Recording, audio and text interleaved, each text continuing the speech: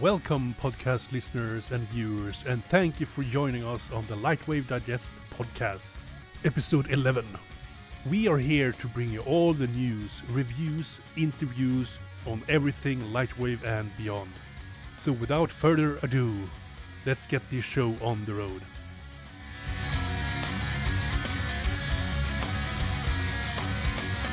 Hello, Andrew.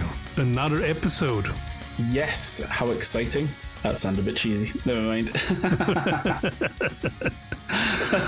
Yeah, tonight's guest is... Yeah, exactly. Tonight's guest is going to be Luis Lopes.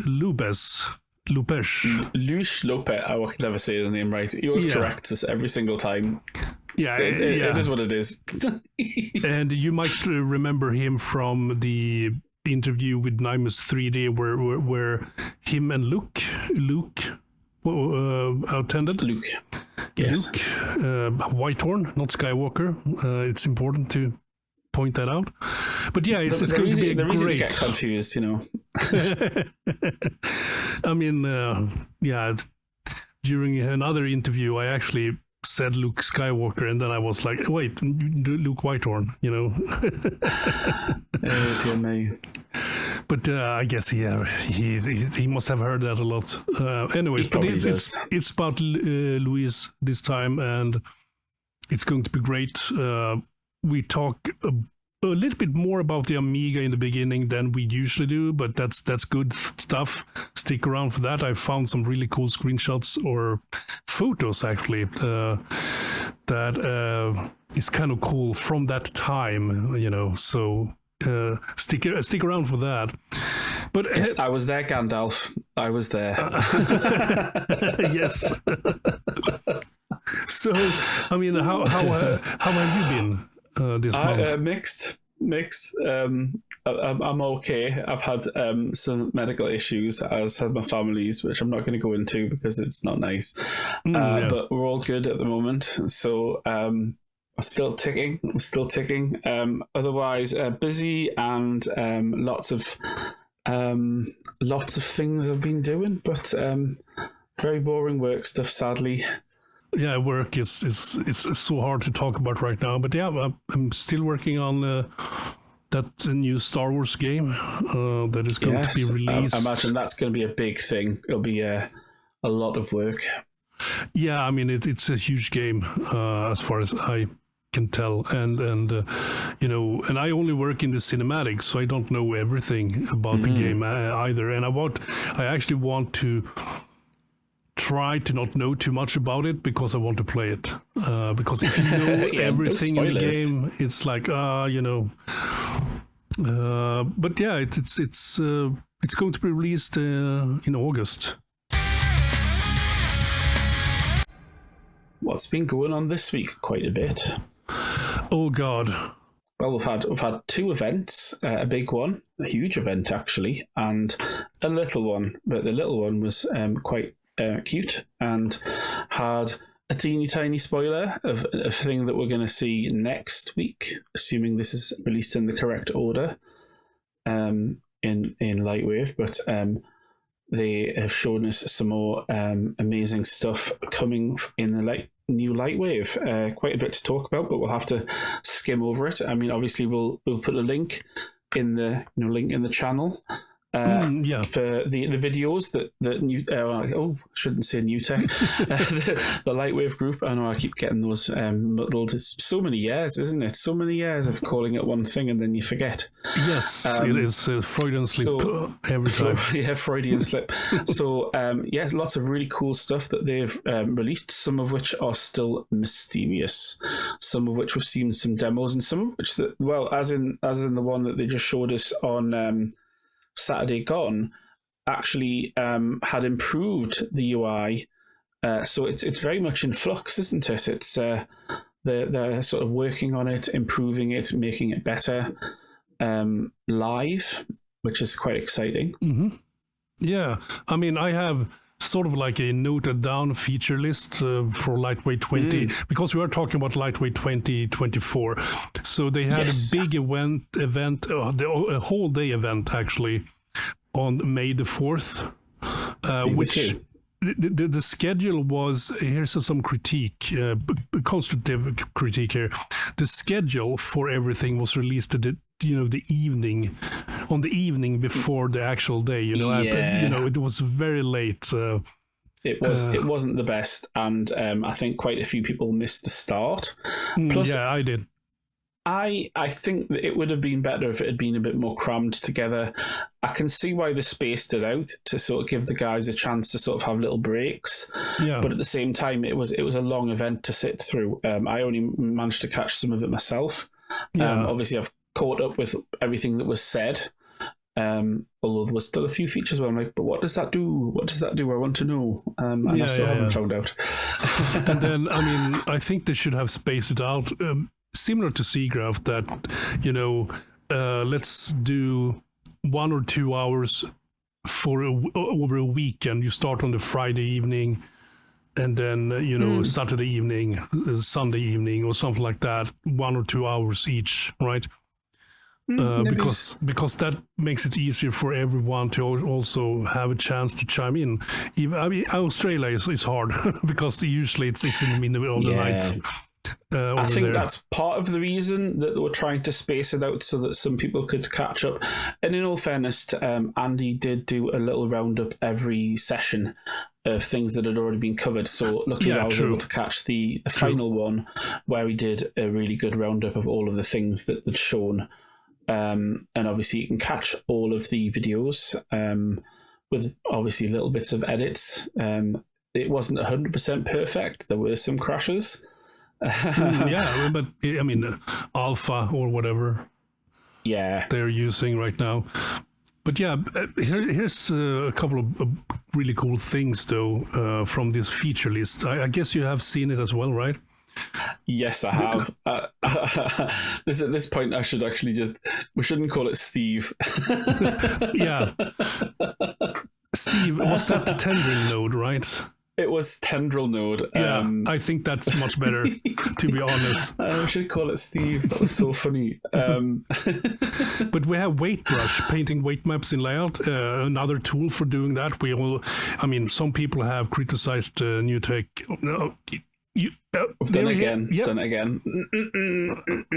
Criticized LightWave Digital that they have this other tool that actually contains a weight painting tool, but I guess this is actually part of the more global one that is going to, it's essentially the same paint tool for painting instances, right? From what I understand, when they brought out the painting tool, the idea was that was, I don't know, and I think this sometimes happens a lot in LightWave's past, where they introduce a tool as a stopgap, but they say, oh, this isn't how it's going to be in the final, and then it just gets stuck there forever. And then everybody's like, oh, this is really clunky and janky, and I don't like it. But it's just the way that it is. And I think, no, they've actually really sticking to their guns, and they're trying to build a full API for painting in layout so that you can do this sorts of painting across various different kinds of parts of the app. And the thing that they first started with was weights, because obviously that's a big deal for people who do rigging, and it's also fantastic for painting onto objects for mesh densities, things like I want to paint on instances or like mesh textures, even just very simple blends. Say you've got you want to, the classic, I want to put a path through the middle of this field. So you just thought, well, I'll just paint a weight map and then set the height, and then you've got a single height kind of thing. All incredibly useful things. And they, according to them, that's just the start. So we'll have to wait and see what else this API will be put into. But weight painting is quite a big deal for riggers, as we all know. Whether this is going to be a replacement for Metamorphic, which is probably a good shout, because Metamorphic is a little bit ish.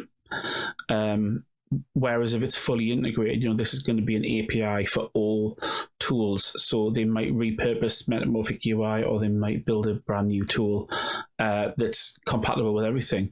I think one of the things that people have often criticized LightWave 4 is everything operates in islands.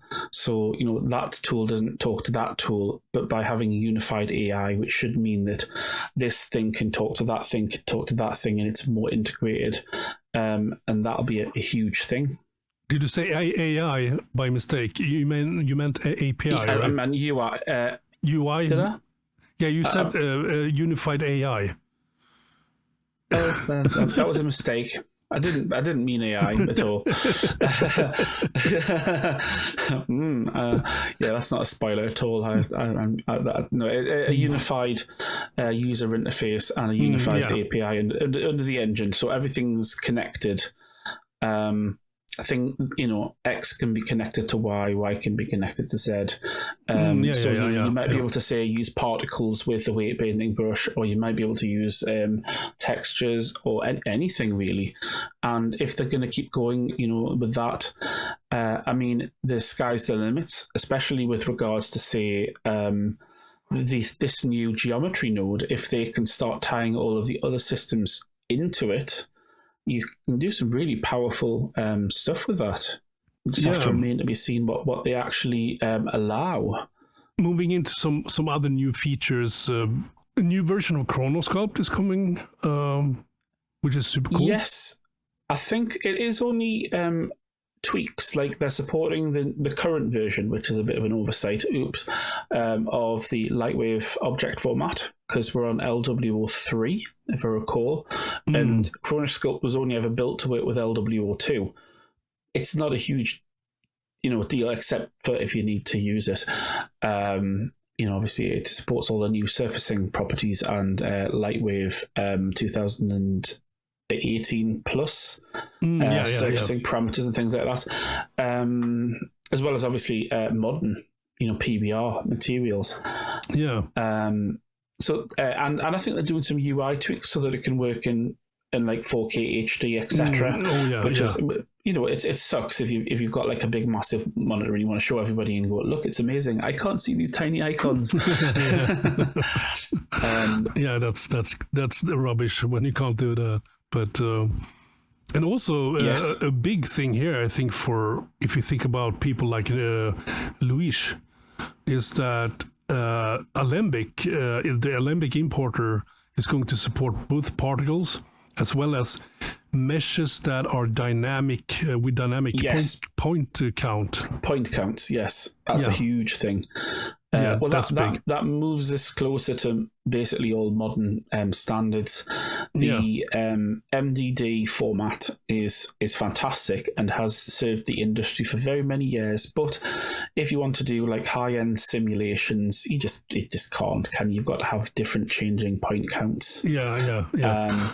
Hopefully, both of them will support the vector. What do you call it? The vector motion.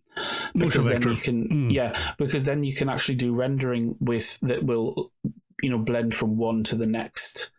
Exactly. It to sort of like for motion blur effects to work, because if you change point count, it breaks. But if you allow a motion vector, it kind of fudges it, so you can blend from one frame to the next frame. It should work. I assume that they have that included in this. And I think so. I mean, let's. This one is going to be, Luis, Elvis. Yes, Elvis. Yeah, he's actually going to get his thing now: point slide and edge slide. Yeah, bless him. Oh, I mean, I'm absolutely. I hope that it's good. I use that as much as that. We make fun of Elvis because he always asks for it. I use that like. It's like so much of my modeling process. It annoys me that I haven't got it either. So it's a needed thing. Beyond that, we don't know if there's any modeler updates. I don't know. Yeah, I don't know. But then Hurley has actually come back and done some cool stuff. I mean, we are going to get his advanced placement, which was a commercial plugin back in the days. We're going to get his flip fluid solver. We haven't seen any. We've seen him do some really cool demos. We haven't seen the team do it yet, so maybe he's finishing up the code ready to hand it over. I don't know how that what's going to happen there. Yeah, I don't know what he's doing is something. I don't know what the things that he's showing off. It looks like something else. It's we can talk about that as well. But another thing is also that Hurley made a LightWave Remesher plugin that turns big meshes that are triangles into quads, and it was actually very useful back in the day. So that is also coming in. And Hot Ocean plugin in Plugin Central, which is nice. Yes, it is good because I think, who was it that did the original one convert me over? Was it David Ballesteros? Yes. I'm sure he was involved. Yeah, I think that's the guy who did it. It was a long time ago because I did do some... Because it was a Houdini tool, and because it was all kind of like open source. Now, I remember that the plugin worked, and it brings the textures in and bakes them internally, but the node version was broken because no one had ever sort of converted that over. So that would be great, because then you'll have the power of nodes. Absolutely. And that would be a really cool tool to integrate directly into the geo nodes, like dynamically generated meshes and things like that. That would be impressive if it could do that. Yeah. And here are some my favorite stuff, because I really love everything that goes on with LightWave, but the big two things here I'm looking at is the adaptive sampling fix and render engine updates. Yes, faster render. Maybe we don't know exactly what they've done, and what behind the scenes code, and we haven't yet. I'm desperate to get my grubby hands on it, especially because my aging PC needs an update in the speed, as it really does. I mean, I can buy a new PC, yes, but everybody will, VPR will just become faster if the renderer can be faster. Yeah. Oh, and as well, actually, just because I'm sure Elmar was saying that that they are improving the event loop as well. Oh, yes, that's actually true. In some cases, if you have multiple characters in the scene, in some cases... To sort of speed up the way that the event loop in LightWave interacts with, for things like VPR, so that it doesn't cause it to stutter or constantly, re-jump as you're moving the timeline, should make everything a bit more fluid. As well as the render rendering speed increases, which will be a huge thing, I think. Yeah, and about that event loop thing, what they found out in particular was when you had multiple characters in the scene, and sometimes it just slowed down. In some cases, they reached up to 15 times speed increase with this event loop thing. Yeah, well, I can imagine if you've got a lot of complex rigs. I mean, I think that will make a huge difference. I also think that there's been a few of the users and people who understand these things a bit better than I do have said that it would also be good if they could have more caching. So for the thing that you're not currently working on, if you just cache the other things in the background, so they can just play back as an MDD basically.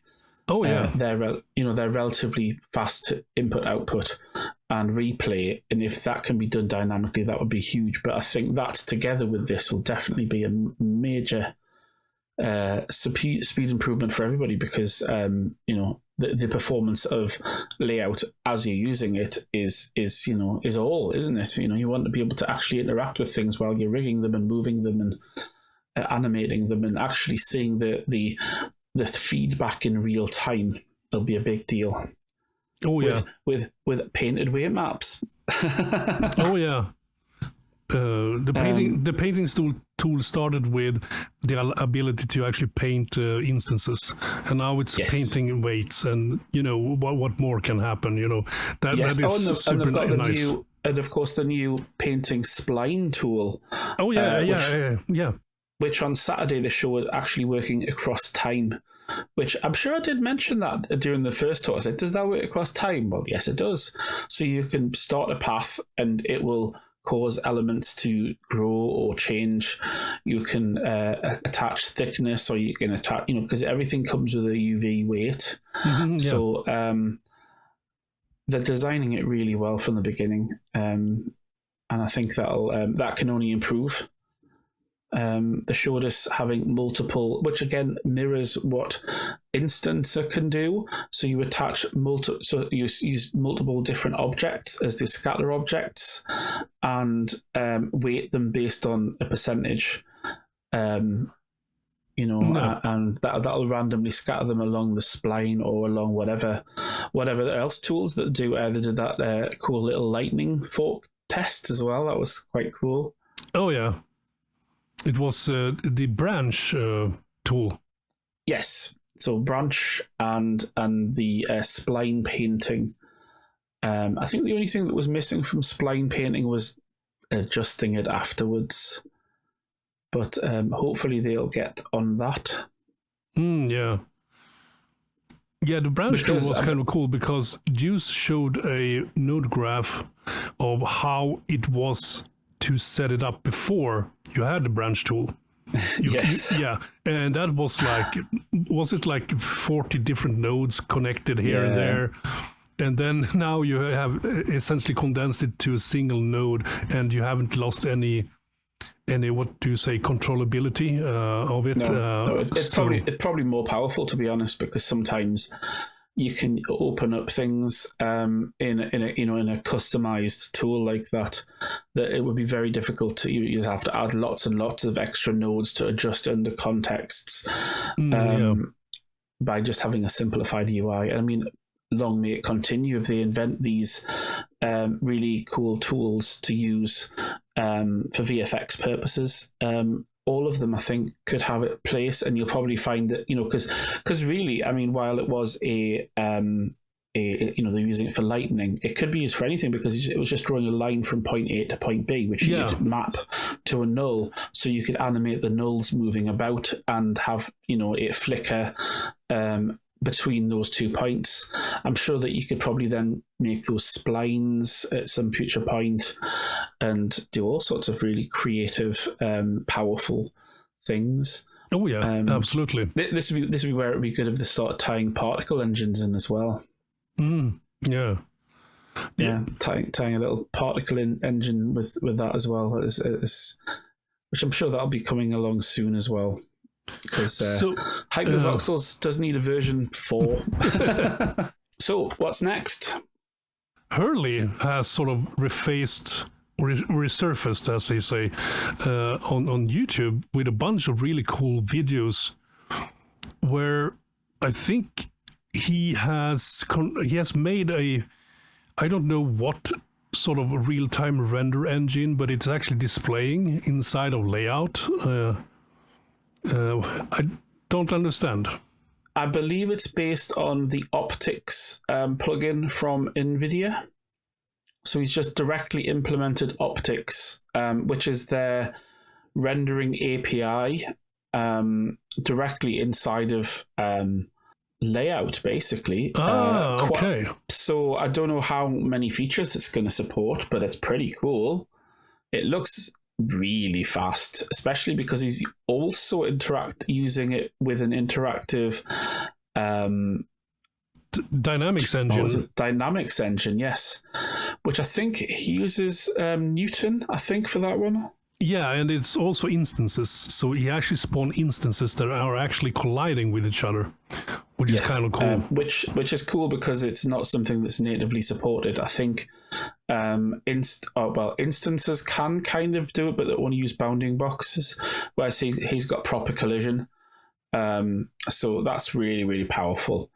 And potentially incredibly useful for populating scenes, if nothing else. But the fact that it works while interactively rendering with a native tool. I think the only downside with using optics, of course, is it won't work with Macs, or at least not Macs, the current Macs, because they don't have any NVIDIA library support.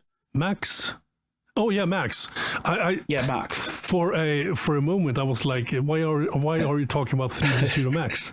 Yeah, Apple Macs. I know because they're not really Apples. I don't know what you call them. I know they're not really Macs anymore. Apple Silicon Metal. Yeah, the metal. That which was always the problem if we were to use that kind of an engine natively in LightWave, then it wouldn't be able to support Apple, which is, they've never, they always don't want to go down that path. So it's the downside. If you're going to do a renderer, it needs to be CPU or GPU, but GPU that will support all platforms, which is going to be your 3 main people, or technically 4 if you want to, but Qualcomm's not really kind of fully in the market yet. But you've got your Apple Silicon, which is their metal based stuff. You've got NVIDIA and ATI, and I suppose there are like mobile phone chips, but the Apple Silicon's a mobile phone chip, and it's incredibly powerful. That runs Octane now, so so they are, and I think the Qualcomm chips are probably as good, so they might need to support those GPUs as well in the future. Apparently something happened, and Michael Wolf from db&w mentioned that he's going to release a new tool for the Patreon-based LightWave. It's called db&w tools, right? That's right. There's little Patreon tools. He had suspended them for a while because he's been working on his new exciting project, Vi, which we've already kind of done a soft break of that, although it's not a secret. It's just we're trying to help the guy out because it's a really cool tool and it's his new project. But it's good to see that he's going to do another Patreon release. So it's still up in the air, I think. I don't know if the vote has been closed yet. I think when this video is going to be released, the voting is closed. Yes. So, but we don't know what that is yet. We don't know. We don't know which tool. But there were 3 choices. I'm not going to mention them here because it's useless to mention them because the vote will not be open. So there is one new tool that is coming to db&w tools on Patreon. So look out for that. Yes, I'm sure it'll be incredibly useful, like all of his tools are. And as a little, just dropping the hint here, even if you don't follow him on Patreon, you can get it on. What's the name of it again? Oh God, we will put the links in the description. Right. So let's go on to Luis. Yay! Welcome to tonight's guest. He had a wacky hobby called 3D as a teenager, went to university to learn all about biochemistry, and for some reason, maybe the planets were aligned, but he ended up combining his biochemistry knowledge with 3D knowledge, joining Nymus 3D. Welcome, Luis. Thank you. Welcome. Thank you, guys. So nice to have you back. It's great to be back. Yeah. And this time we can go more personal. Can you actually take us back to, when you were a child, or I don't know how old you were, but can you take us back to the first computer experience that you had? Yes, of course. So I can start with the dinosaurs, but let's skip that. Let's skip that bit. So I can start. So I'll be 50 this year. So this was probably when I was around 10, 11 years old, in Portugal, of course, and everything started, I think, with the ZX Spectrum. Right, so that was the first time when I saw something and I was like, "Whoa, what is this?" Right, so for like an 12-year-old or something, seeing that tiny computer for the first time, that it was just absolutely amazing. And we can say probably that besides games, I played a few games. I think it was called Sentinel. So I would say my first 3D experience was with something that I bought, which was called 3D Construction Kit. I might be wrong, but so that this was, let's say, Unreal. This was like Unreal to make those games, Sentinel games. And you could make some shapes with cubes and like pyramids, and you could fire just a line, you could fire a gun, but you could put triggers in that game, you could make worlds. So it was limited, of course, and there wasn't proper shading. You could have like a light source, and so shapes would have a different checkered pattern as it worked in the Spectrum. So that, I'd say probably it was my first experience with this kind of stuff. And then, but I always, my time was spent making drawings and painting stuff. I also love to play with Play-Doh at the time or clay or whatever. So I always enjoyed doing those things.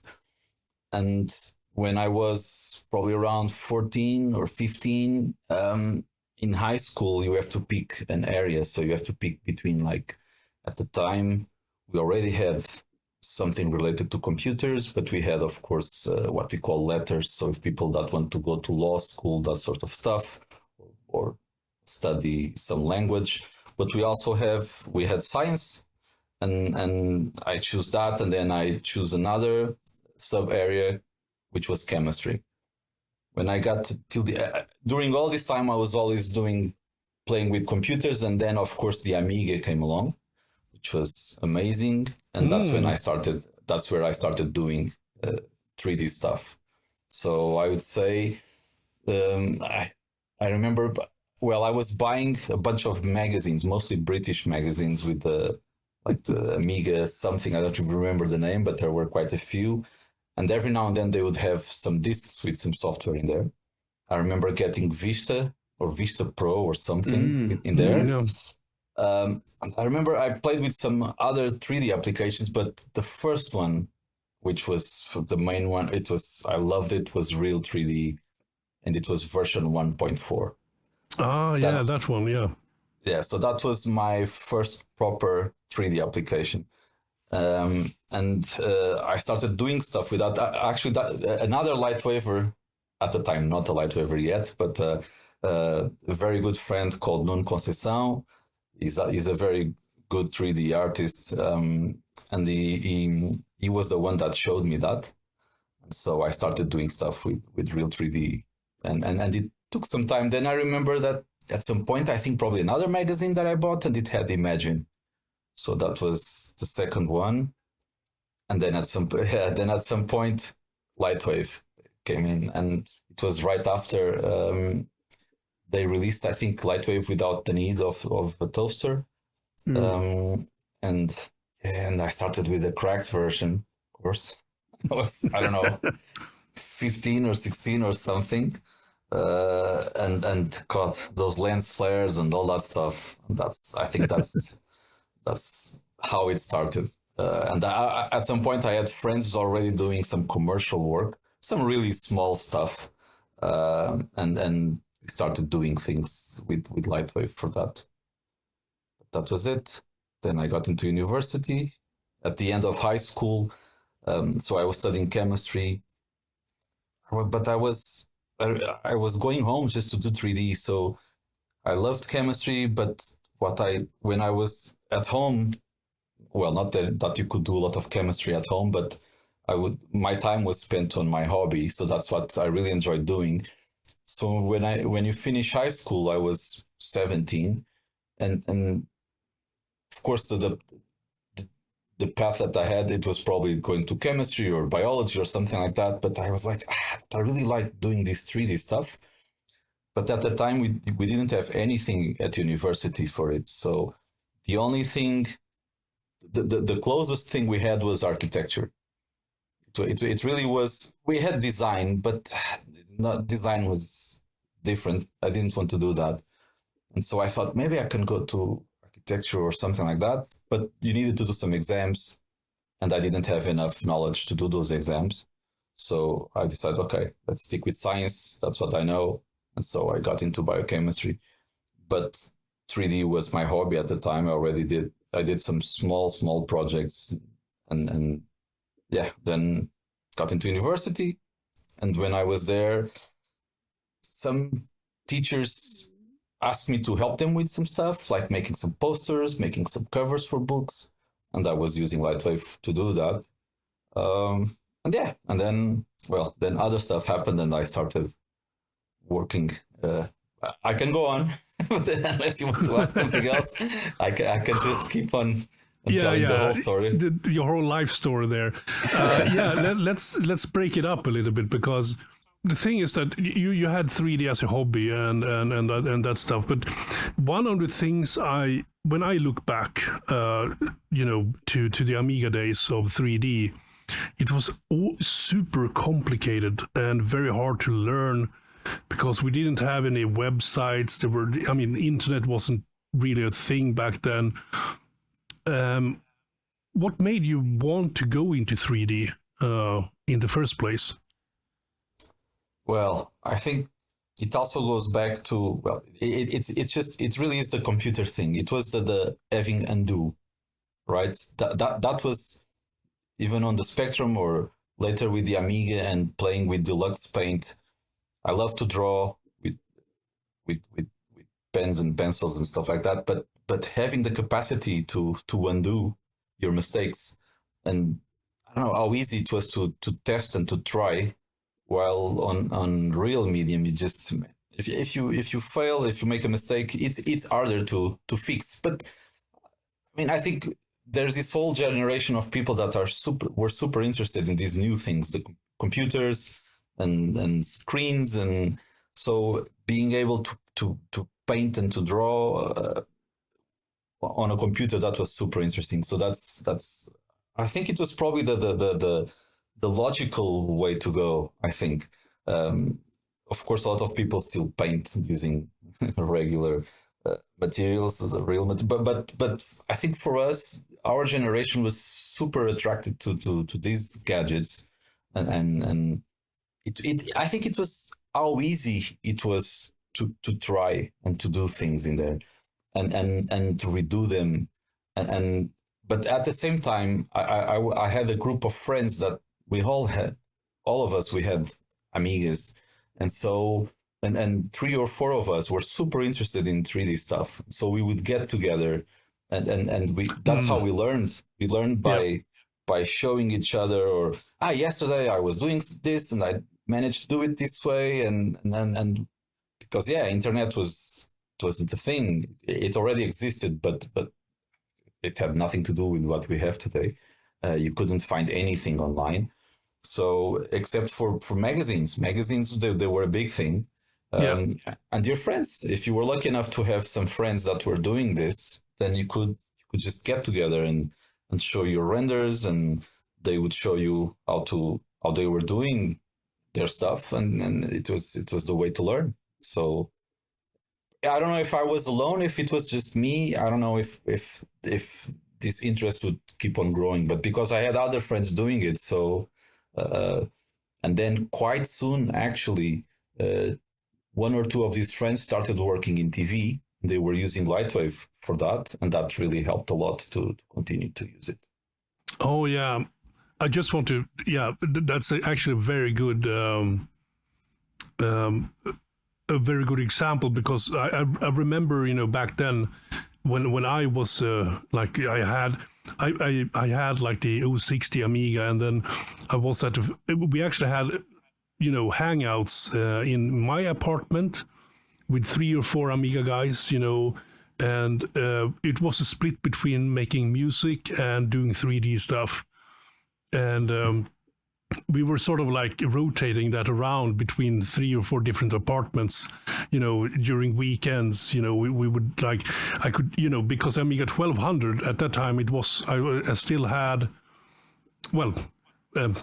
you could borrow those wagons from the supermarket, so you could actually, push the tower Amiga, around. But usually it was one guy that had a car, and he would sort of pick us up, and then we went to the apartment and we set everything up, and we ordered pizza and stayed up for like a whole weekend, not sleeping.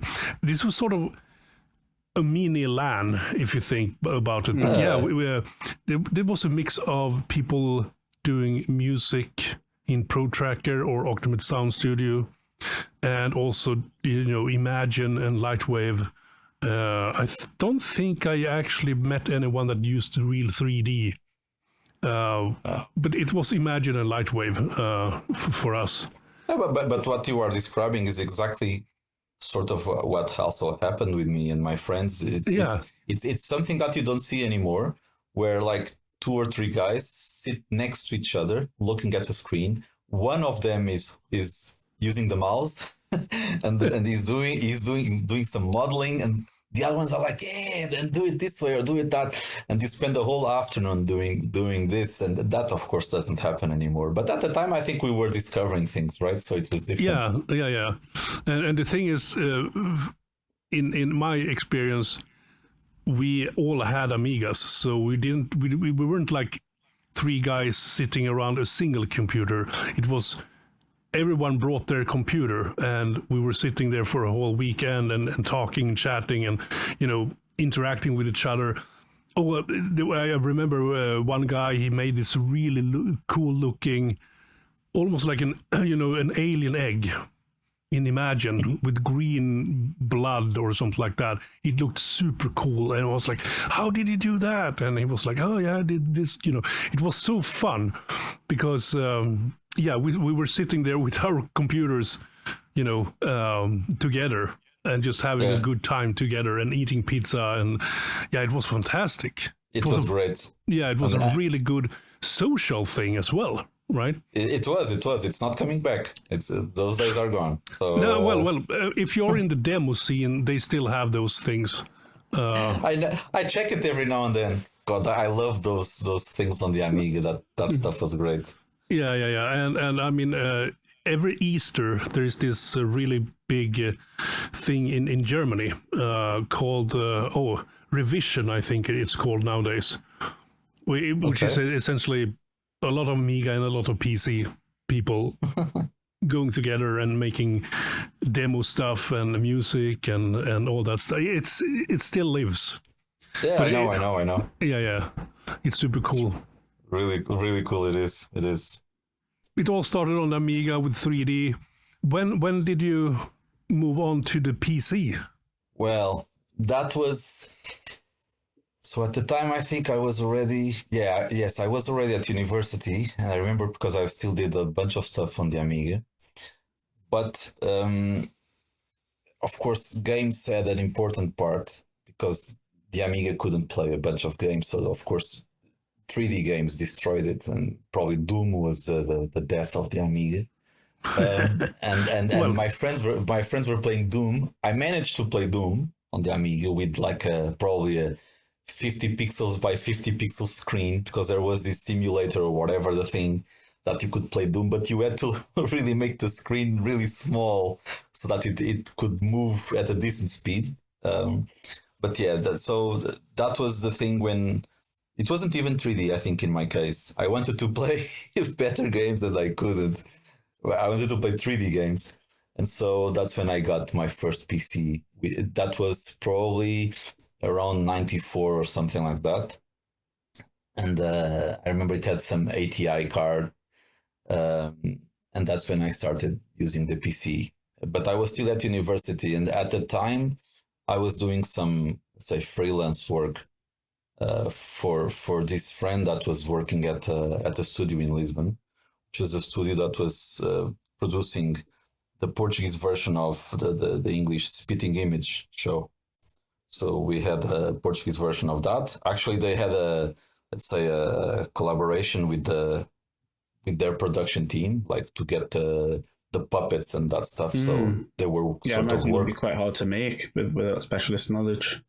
Yeah, but at some point our studio they became independent with that, but at the beginning, I know that they were collaborating quite a bit, and the Portuguese show, they were using LightWave to do the whatever visuals were needed. And I started helping on this very specific project. So that was probably my first, let's say, first proper experience working for a studio. It was maybe, it's in the, I don't know, 98. I'm not very sure, but it was something like that, I think. And at the time, I already had a PC. Yeah, exactly. I mean, I had the 68060, and that was around similar to Pentium 90. But then again, the 68060 costs a lot of money. So yeah, it did. Yes. One of my friends had an Amiga 4000, and that thing was a fortune at the time. Oh yeah, absolutely. I actually have downloaded all the Amiga format magazines. They are digital scanned. So I actually have just downloaded all of them except one that is missing. And I was looking through the prices, and a beefy Amiga, a really beefy Amiga, that would set you back like 30k Swedish, which is about £3,000 or something like that, which is insane. It's a lot now. It is. Yeah, that was a very lot back then. I think at the time the Amiga 4000 would be, well, without any conversions or anything, would be around 2,000 euros, something like that. That would be, talking about what, 94 or something like that. Yeah, exactly. Yeah. So that was not cheap. Yeah, God, I remember. When I think how much money I spent on some, I think it was like 100 megabyte hard disk. Oh, yeah, Jesus. Yeah, I do remember that. I spent a whole night welding some cable because I didn't have the cable. And I had to put the disk between. This was for my Amiga 500 at the time, or 600. I don't even remember which one. But yeah, I had to put the disk had to be placed between the keyboard and whatever. And there wasn't a cable for the Amiga, so I got some connection, and then I had a PC cable, and I had to cut it, and I had a friend helping me with that, and I was like, oh God, what am I doing? I'm going to burn this thing, but it worked. It worked, but it wasn't cheap, that hard disk. No, I mean I remember. The Amiga 1200 and the Amiga 600, they actually had the internal hard drive that was the 2.5-inch, what's it called? IDE disk drive. IDE, yeah. Yeah. That was my that was my second disk. The first disk that I got was bigger. Yeah, and it just didn't fit very well inside the thing. No, it didn't. I mean, I have seen people, and then there is this trick that you could do, because back then the IDE 2.5-inch, it was a smaller IDE connector compared to the 3.5-inch hard drives, right? So there was this trick to actually, you had this cable that went into the 2.5-inch IDE connector on the Amiga 1200 motherboard, and then you had to cut a couple of it was all of the IDE cable. You actually had to cut a bunch of things off of it. I'm pretty sure I did something like that. I remember rotating. I mean, like flipping some cables. I remember that there was some stuff going on in there. Yeah. And I was just praying to all the gods that I was not going to destroy my computer. But well, it went well and it worked just fine. Yeah. I was super happy. I remember one of the on the bigger lands that we had where I grew up. So we were a bunch of, I think it was 20, 30 people, something like that. And there was this guy, he came with his Amiga 1200. He had just bought a new 3.2 gigabyte hard drive, I think it was, which was like, really cool, right? And he dropped it on the floor. God. pain. And he tried, and we tried to save it. It was just dead. It was a completely new hard drive, and he was going to place it on the board on the table, but he dropped it on the floor, and it just he was like. And he had a lot of liquor with him. So he just sat there and started to drink and fell asleep with his head on the table. Because, that was a lot of money back then. That was like 3,000-4,000 Swedish for something like that. A lot. Yeah. I remember my first hard drive in my Amiga 1200 was 80 megabytes, and I had it partitioned into 3. The luxury. I think I had 20 megabytes for 10 megabytes for workbench. A big full about 30 or 40 megabytes for my work, so all my project files and things. And the rest was for games, which, obviously were quite small because they were all on a floppy disk. And so, it was great. You booted it, you didn't have to, you get a few floppy disks worth of stuff on that, even not very many megabytes. And I remember later on, I got a SCSI port. And I bought, do you remember Zip Disk? Yes, I had one. Oh yeah. And so I could back up my entire hard drive on one disk with a bit of extra space. Yeah, I actually went for the LS 120. Do you guys remember the LS 120?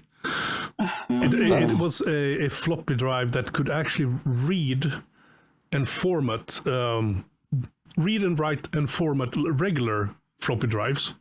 But it also had this special floppy drive that actually held 120 megabytes of data. Oh, right. Yeah, and it was actually an IDE thing as well, so you had to connect it via IDE. Yeah, God. Amiga. Right. So much fun. We were so happy then. Yeah, it was this magical period of exploring the computer, and I think the Amiga... I mean, I learned so much from using Amiga OS when I eventually went into Windows. I was like, why can't I do an assign? Why is Windows using these letters for all the hard drives? Why can't I just, name the hard drives the way I want them, and then use the assign, thing as well? I mean, there's still stuff in Windows that I think should be copied from the Amiga OS, to be honest. 1 year later of using Windows, we were still complaining. I think all of us. Yeah. I remember destroying my Windows 95 install because I need a new version of this library. Well, obviously I did what I would do on the Amiga, and I just copied it from the disks onto there. That's how you install a new version of a file, isn't it? No, it crashed Windows. I had to reinstall it. That stuff. It was so well designed, the Amiga, very robust, wasn't it? You're like, there's a new driver. Oh, you just copy it across, done. It was amazing. It was great. It's so rubbish, isn't it? How why can't things be as good as they were back then? I don't know. And also, anyway, also the RAM drive. Yes, because I had 256 megabytes of RAM on my Amiga 1200 when it was super expanded, right? And I, LHA, here's a new demo. Let's pack it up into RAM, run it. And reboot, all is wiped, It's super nice temporary storage, I had some let's say bat files that I would run before like running a game that would copy, I don't know, Monkey Island, all the disks into RAM. Then I could just play it. Wasn't it like RAD 0 or something? It had some drives, and I remember copying. You could even reboot the Amiga and stuff would stay in that. In the RAM drive. Yeah. RAM drive, yeah. Games would stay in memory. And you really needed to like format it or something to remove the game from that RAM drive. Yeah. That stuff was great. Oh, well. There are tools for that for Windows now where you can actually do that, but they cost some money. Yeah, it's a bit rubbish. Anyways, so we have established now that you move on to the PC and you started to work at a company as a 3D artist, I guess. Yes. So, what software have you used along the way with LightWave, 2D and 3D? I think probably most the usual stuff. So I've been using all the Adobe suite, of course, mostly Photoshop and After Effects. And what else from them? I think Adobe, that's probably what I use. I don't use much more. I use Nuke. I use. I've been playing with Blender. What else? Let me see. 2D stuff. I think it's just only Photoshop. Well, for some time I was using SoftImage. This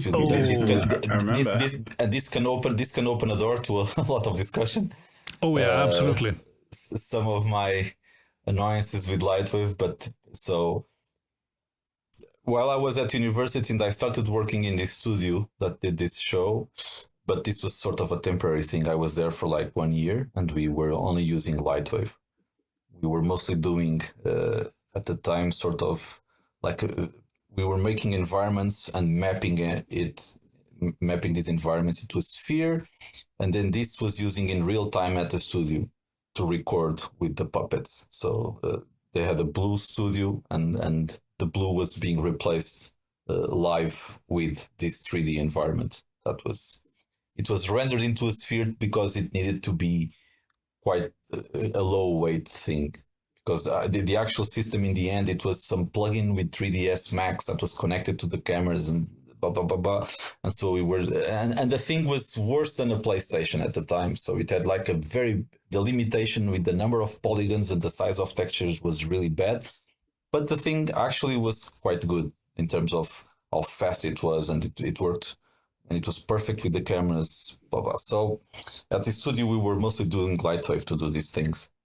Then I kind of had to stop with this also because my parents wanted me to finish biochemistry, sort of paused it for a while. So I never left university, but I went back a bit more and I managed to finish the thing. And at that time, when I finished it, when a good friend was starting the studio, mostly architectural stuff. So it was 3ds Max, V-Ray, but they had some need for sometimes like statues or things like that. And he asked me if I wanted to join the team to do some other stuff a bit outside the architectural thing. And but that studio then, so I stopped. I didn't do anything with biochemistry. I was working with a professor there, and he wanted me to continue with him and go for a PhD. But it's a path that at the time I didn't want to, because jobs weren't very steady, weren't very easy. So you have to, your life can be just around like getting funding. So not scholarships, but how do you say, grants. So it's not like doing research programs and then getting grant funding from various institutions and bodies and things. Yes, and then you have a grant for like 3 years, and then it ends, and you have to go for another grant and so on. So I was like, I don't want to do that stuff. And most of my free time, I was at home. I was just going home to do some 3D. So I thought, when this friend said, I'm starting this studio, and if you want to join, let's go. So I started working there in Lisbon, and what happened was that the studio grew quite a bit. So at some point, it had like half the team was working in architecture, and the other half was working in advertising mostly. And at some point, actually, the guy that took me to the first studio, this guy Nuno, he worked in a bunch of studios in the UK and Scotland, I think, and then he went back to Lisbon. He joined this studio, and then let's say, advertising and VFX and that sort of stuff kind of grew there quite a bit, but he implemented SoftImage. So he was a LightWave user. At the time, I remember him saying always, to me, the best thing, I'm using SoftImage, but the best thing was LightWave and F prime. But he started using SoftImage, and then at the studio, everybody was using SoftImage, and I was still using LightWave for like modeling and sometimes even doing layout, preparing stuff, but then I would export it to SoftImage where I could render.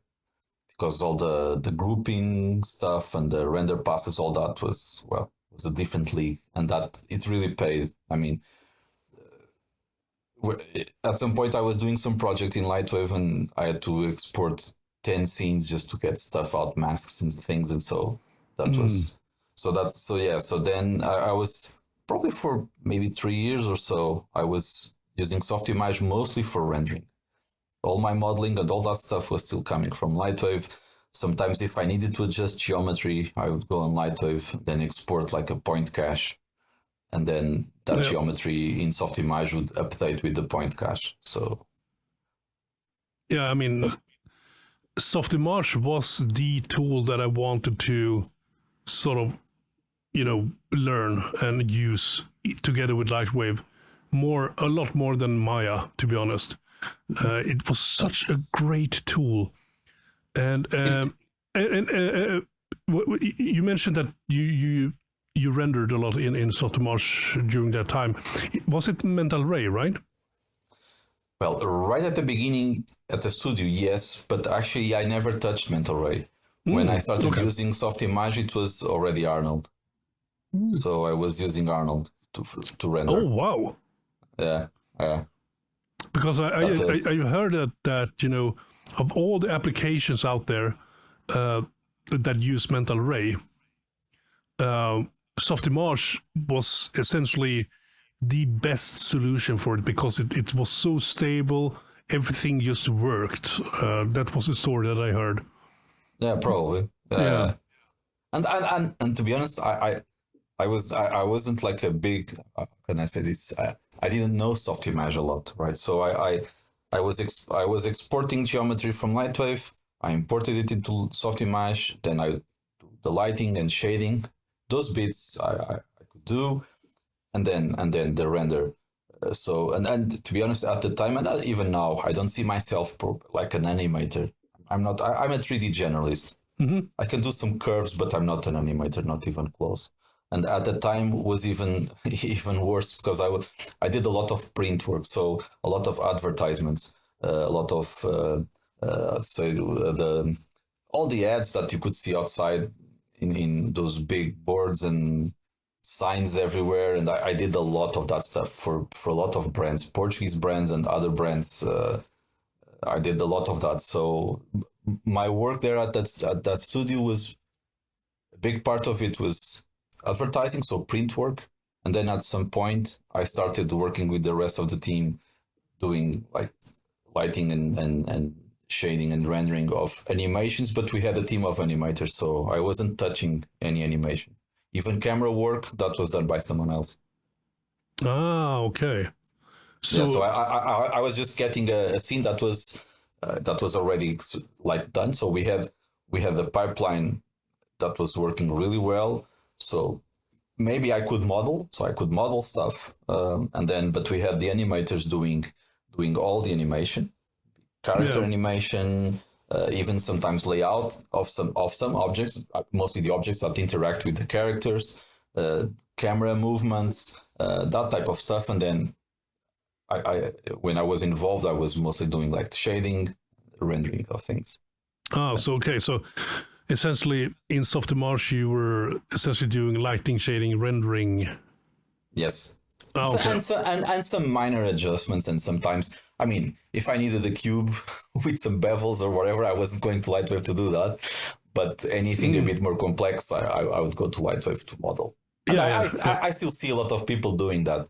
Whatever application they are using these days, people are using Houdini, and a lot of people that I know, if they need to model, they go to their first, let's say, or main application. People still open 3ds Max to model or whatever. Yeah. A lot of people are using Houdini these days, but modeling, they still go for their first baby. So. Yeah. Well, if you need to do something complicated, you've got to get that.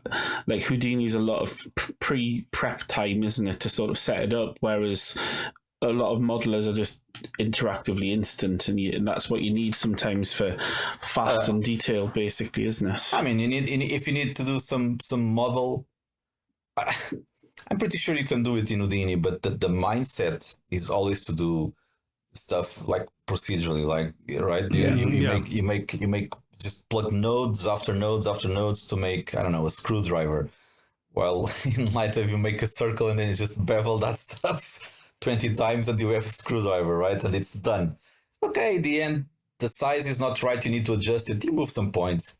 Fine. It's well, of course, in with the way you do stuff in Houdini, you will move points in the curve and then the object adjusts. But what I see is most people still model somewhere else. Yeah. And also animate somewhere else as well. When it comes to, if you compare to Houdini, I mean. That I don't see, well, at least in our team, people are doing everything in Houdini these days. Okay, sorry, I should specify if you do character animation stuff. Oh, that, yes. Yeah. But when we work with character animators, which in our case, if you see the stuff that we do, that doesn't happen a lot. But we have done it a few times, and we work with a character animator, and he uses Maya for animation.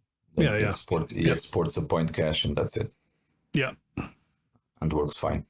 It's the same for us, our pre-render stuff is Houdini with Redshift, and then animation is a mix of Motion Builder and Maya. Yeah. Mostly, I mean, if you need animators, probably the most of them are still working in Maya. It's the thing. Yeah, but I think that going back to SoftImage was actually a really good character animation tool as well, right? Yeah, our animators, they were all working in SoftImage, not in Maya. The SoftImage was super complete. Yeah.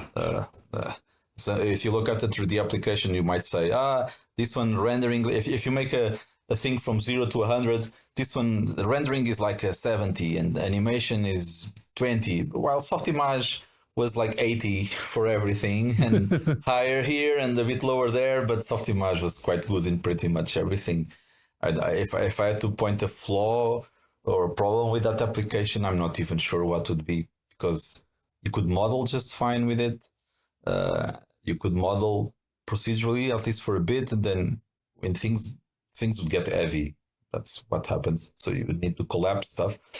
But you could do pretty much everything there, and I think it was quite strong in everything. Yeah, because SoftImage then, I mean, when I think about SoftImage, I'm actually thinking about XSI. Yes. Yeah. I call it SoftImage, but XSI. Yes. Yeah. SoftImage was the I don't know when they changed the name, but it's the same application, right? And it's the same thing. And I remember they were actually SoftImage actually visited our studio, and especially the cinematics team at one point, where they demoed what they called the Moondust at that time. And Moondust was this new procedural thing. And at that time, when they came by, they were essentially just showing like particles. And I was like, wait a minute, this is like a particle system in LightWave with hypervoxels. And it wasn't that, what do you say, impressive. Yeah, because you've already seen what you can do with LightWave, which was very good for... I think it's been outclassed by other things these days because it hadn't got real sims. But yes, the LightWave stuff was used everywhere, wasn't it? For very basic fakery, and was quite powerful. Whereas yes, Moondust was pretty good. But then I think fakery is a very good word. Yeah. Oh yeah. And LightWave was that was the thing. It wasn't if you wanted like proper simulation, you weren't going to use LightWave. But then it was like the good enough for production. You just want to have a tank go past and there's a bit of a cloud and it just does like that, and it did. Yeah, and what I wanted to say is that then after they visited us and showed that stuff, a couple of years later, I think, or maybe just 1 year later, Moondust became this new system inside of XSI that I can't remember the name of it now. But it was essentially why Autodesk bought XSI from Avid, or Avid at the time. And, they sort of took that system and moved it into Maya, and then they stopped the development of XSI. But I can't remember what it was called. Well, XSI had the thing that they called ICE, right? Which was that whole node thing. ICE. Was it called ICE? Yeah. They even had a presentation with what was the guy's name? The singer with the Ice Baby. What was his name? It was Vanilla Ice, right? So if you search on YouTube, you'll find the XSI party with Vanilla Ice. Oh, wow! And then in Maya, I think it called Bifrost or something. Oh, I can't remember what they call it now. I thought Bifrost was a game engine. I think Maya. I might be wrong. Actually, I haven't. I don't follow Maya very much. I remember that Maya had a similar thing. I believe it was called ICE was very early, and I mean maybe Houdini was doing similar things, but then no one was using Houdini at the time when ICE broke the news, and everybody was really excited about that. It was like procedural modeling and very powerful. I think everybody was jealous. It's Bifrost. I have a pun. I have to say the pun. ICE broke the ice. But yeah, Houdini was. Back then, Houdini was not a user-friendly application at all. It was for coders, more or less. Yeah. And it is the best in class, but it was also almost completely unusable, except for if you've got a PhD in maths. Now it's a little bit more usable, but still a little bit like, but then it's really, really good at doing what it does. But as you say, XSI or SoftImage was incredibly good generalist. I think a lot of people were very upset when that went. Oh yeah, it was very balanced. I have to say that from what I see with Houdini, you can sort of do with it what you want. So you don't have to go full procedural or you don't have to go full crazy with 200 nodes to model a screwdriver, right? So it has tools to do it. It depends a bit on you. But I always think that the main issue with Houdini is that it really puts people in that mindset that everything needs to be like rigged, everything needs to be modeled procedurally, everything needs to be done that way. And that can be really good. But if you need something done quickly, usually that's not the best way to do it. But then later, it can help you to, it can help you to make things faster. If you have a thing done, you send the render to the client, that needs to be changed. Instead of remodeling or moving points, you just probably drag some sliders and stuff changes. So yeah, absolutely. I mean, you have those options. You have to decide on where to go. I think Luke Whitehorn put it very elegantly when he said, when we talked about Houdini, I think he said something like, when it comes to SoftImage or XSI, he said that's like Houdini and LightWave making a baby. Had a baby, yes. Right? Yes. It is. SoftImage had that balance. You could use it exactly the same way that you use LightWave, and then if you wanted to go into the dark side, you had that option, but you could go your whole life without going into the dark side. You could still do your work without going there. With Houdini, I have the feeling that you immediately have to to start using the red lightsaber. you don't have many options to play with the blue one for some time. Yeah, I mean, I think I was going to say, I think that's really how I would like LightWave to go, actually, is to keep that user friendliness and ease of use on the front and get more of that power behind the scenes, which we're starting to see with the likes of the GeoNodes.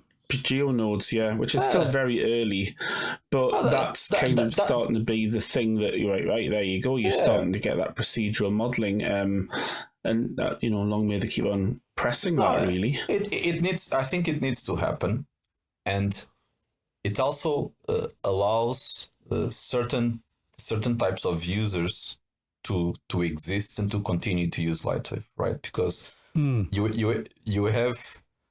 I'm talking a bit like of myself. I am that user that gets stuff to a certain point, but I don't take it to this other level, right? Where you need to really jump into deeper stuff.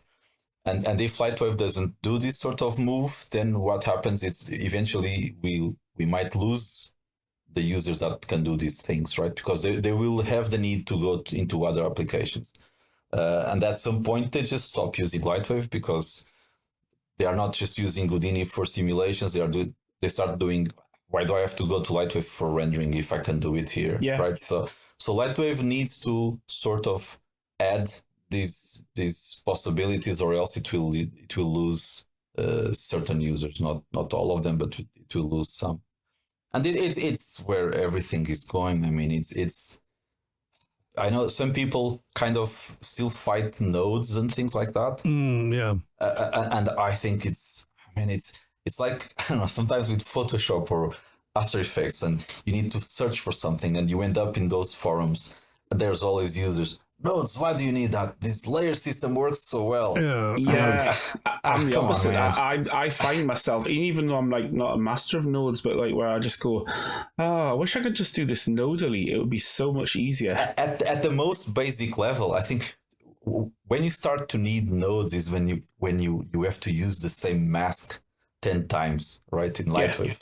You just want to grab that and add that to every iteration, and then like you want to take like an occlusion node and use it for 5 different things.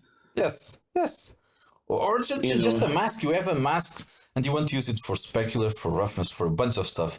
And if you use it the old way, you have to make 10 layers, you put it on top and use it. I barely remember how we use that stuff. No, I can't remember the layer system either. I mean, every time I look at it, it's like, is it top to bottom, or is it, and then, whatever, and then in nodes, it's so much clearer. And but if people start with that, it's enough to start using it. And then slowly you start to learn other things. If you start just with that, I need to use this mask, I just plug it there. Now you plug it there. I don't have to copy it again. No, the same node is just go put 10 arrows in there and that's it. And that's nice. And now you need to use some gradient. You can plug that mask again, or you can. And after some time, people start to get used to this, and they see. I think it's the whole having a layout. I think layers. You have stuff on top, and it's kind of looks smaller, right? With nodes, you end up with having to navigate this panel. This whiteboard with stuff everywhere, looks like a conspiracy thing, arrows going everywhere, and then you have to zoom out, and then it looks so complex because then at some point you can't organize it well, and the arrows, the lines start to cross. You're like, this is a mess. But I mean, I'm not that kind of user. I don't do, like when I do a material, I use half a dozen nodes. I don't do very complex stuff. Well, this was a lot of the things I think. I remember a lot of people would be like, why have you used so many nodes? I say, well, I don't want to, I just have to. Yeah. You know, and when they brought in the principled material, I'm like, right, that's like a dozen nodes I don't need to use anymore, because it just it just works without having to, you know, multiply Fresnel with every frickin' thing. You know, have these complicated layered materials because it didn't just work. With layers, I remember, of course, stuff wasn't. I mean, it was adding up, and if you had like specular and diffuse and all that crap, at some point you were receiving 100% light and you were sending back 300. So yeah, exactly. You needed to do all those things to have those layers in, and in the end, you weren't sending back more than what you were getting, right? And with nodes and with proper materials, you don't have to do those things, but. Right now, I think what we need is to connect all those node panels some way. And a global node map, and being able to use nodes across all nodes, so passing through, and I would love that. Yeah, because if we have, let's say, a few objects with 10 materials, we can have like some node tree, and then that node tree can feed into 3 different materials at the same time, and we don't have to, I don't know, expressions or having a null that I use to be able to control stuff between materials. I mean, all the hacks that we do with LightWave. I mean, there have been some. I think it was one of the. I can't remember his name now. Russian or Poland guy that made global materials. And global materials was essentially a shader that lived in the scene file itself, and you can essentially just you set up that shader once, and then you can say use this shader on these 5 objects, things like that. And then if you needed to change, you had that with Michael Wolff stuff. We had like Shadermeister. Shadermeister is another example of that. You could. That is super needed. It is. That is super a needed. NodeMeister which replaced the later version, but the problem is it's limited because it's not a part of the feature set of the software. You know. And you know, it needs UI overhauls to allow that to work in a much more fluid manner, which is the third-party devs can't easily do. But as a stopgap, it would be nice to have a plugin like that, just so that you can do that if you need to. Even if it's not perfect, it's something that they can build on. No, we need, and that's why I've been always talking about when we go to the render passes and stuff. Oh yeah. to me, all that stuff should be nodal, and we should have nodes for the objects. We should have nodes for the lights. We should have nodes for the cameras. We should have nodes for all this stuff, and we should be able to somehow connect them and group them into. And have control for these things, and have a group with one camera, a bunch of objects, lights, and have an output for this group. And then we make another group for another camera, maybe the same objects, having another output, and all this could be an amazing system to have a scene set up. Imagine if you could take the output of the camera nodally, like you do in a comp in Fusion or Nuke, and you just drag the output. You go, well, this version I'm going to do this with, this version I'm going to do that with, and you can save out what you need by, taking the output and saving it at different stages. I would love a little mini, doesn't have to be Nuke, compositor built right into LightWave. No, but all these things, to me it's sad because I don't know how to code. I'm not a coder. I don't know how to do any programming to save my life. So when I look at, I have this feeling that a lot of it is already there. But then if you talk probably to one of the LightWave devs, they will say, you don't know what you are saying. We are missing a lot of stuff to be able to get there. But when I think about this stuff, I really think that most of it could with a few more things, and it would be already there. But I think might get there. I hope so. I mean, now with both, Octane has its own system for render passes, as far as I know. I think that the LightWave native render needs to have that as well. It's just a matter of time and priorities, I guess, from LightWave Digital. What is the most important thing, right? Yes, I think if they probably, of course, I think they are. They have plans for who is their target audience. I mean, their target user, and they make decisions, I think, based on that. So that's which is sensible. I guess it just have to wait and see. And they've only got so many coders and so much time, and you've just got to prioritize.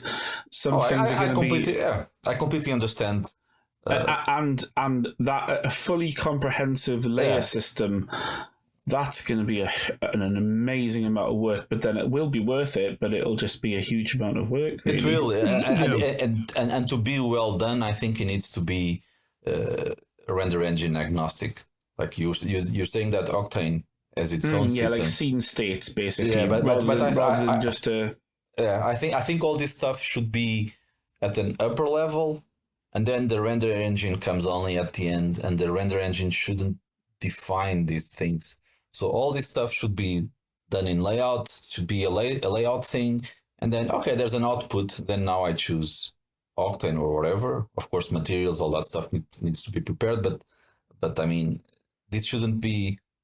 I don't want to talk about the Octane render passes system or I don't know cycles render pass. I want to talk about the LightWave render passes system, and then there's an output, and this output. Okay, for this output, I mean even in this scene, I like the Octane volumetrics, right? So I have a pass where I'm exporting with the Octane, and then. For some other stuff, I'm using LightWave or whatever. I mean, this should be an option. Oh yeah, I totally agree with you. It should be a LightWave thing that is render agnostic, as you said. I do agree with that. I think that would be great. That would be great. That would be heaven. Yeah. But I think we're all agreeing on that. Absolutely. It doesn't make it happen, sadly. No, but hopefully they listen to this podcast, so they sort of get ideas, I think they know. Of course they do. They know. We've told them. Come on, they've been listening to this stuff for ages now. They are more than aware of this. They're aware. We're like a broken record. That's actually true. They know. They also want it. But the people who there's a lot of the people within the LightWave team are not only coders, they're also people who use LightWave. Andy, he's like, he's not technically the CEO, but he's leading the whole thing, and he would love that in it as well, because he uses it in production. He needs that stuff just like we do. I just hope they don't. They make it properly. Yes, and as you said, and make sure that it's clever. And keeps that nice, light waviness, and it's easy to use, but you can dig in a little bit if you need to. Yes, that is super important, and I think it's the thing that most of us are always saying. Stuff needs to feel like LightWave in the end. If it feels weird, then that will not work for us. It needs to be. We know that Nodes kind of broke that a bit at the time. I think they need to do a deep dive on that and start getting that feeling more lightwavy as well. Which I think they have, to be honest, with the quality of the quality of what do you say? Quality of life updates they made to the node shade. Those are node thing. Amazing. Yeah, really cool stuff. Yeah, I've been using that. But there's a few things that I would like that would transform how that works and make it better. But I'm not going to keep going on about that because this is your interview. Yeah, true. We always do this, and it can't be layers because you've already said it. What's one thing that you would absolutely love to see in LightWave? And we already know what layers is, probably your number one thing, to be honest. But like, if there was something else, let me see. I think it's all part of that. I mean, that's my main thing. It really is all. Well, probably better OpenGL. That is I'd like, well, in a perfect world, I want to turn that motion blur and depth of field in OpenGL to make some nice previs, so before rendering, and not being slow, so, and not having to deal with transparencies, because well, good OpenGL. I think that would be, but all that to me should be sort of connected with again the layers or the passes or whatever. Oh yes, because I mean it all makes sense to me. Like if you are working on a shot, you have a camera. I want to have an output. My first output is going to be OpenGL. Then my second output is going to be a render. But all this should be one single system with versions. So I have a version for version 1 OpenGL. Version 2 is still OpenGL. Okay, now I want to render stuff, so I change my output from OpenGL to the renderer. All this should be on the same window, let's say, on the same settings panel, whatever, not like what we have now, which is like separate stuff. We don't even have an option to, let's say, proper option to export OpenGL. OpenGL is not an engine. That should be definitely make it a render output. Yes, so and then slowly improve that. Yeah, so the make preview that we have in LightWave, honestly, it's sort of like a screen capture, and it's flaky. And it sucks. Yeah. I'm honest, it's not very good. I remember I haven't used it for a long time. There's actually a tool in that Oliver Hotz again. Yes. I have used that a lot for OpenGL previews. I use it always. That's the thing that I use. Yeah. So I use it. It exports a sequence of PNGs. Yeah. And it works, but in my case, because it doesn't save settings, I wanted a single panel where, to me, is okay. You define your shot. I don't want to touch this stuff again. Right, so what I want to do is I'm working on this scene. I made some changes. I save a new version of the scene. You hit F9 and it just does an OpenGL render sequence, because that's what the camera's currently set to. Yes, to a proper folder. That's what I want. And then tomorrow I update my animation. I save a new version of the scene. Press F9 again. I have a new sequence in the proper folder. I don't want to touch those things. Again, and then next week I'm rendering this stuff. Press F9. Now it's rendering.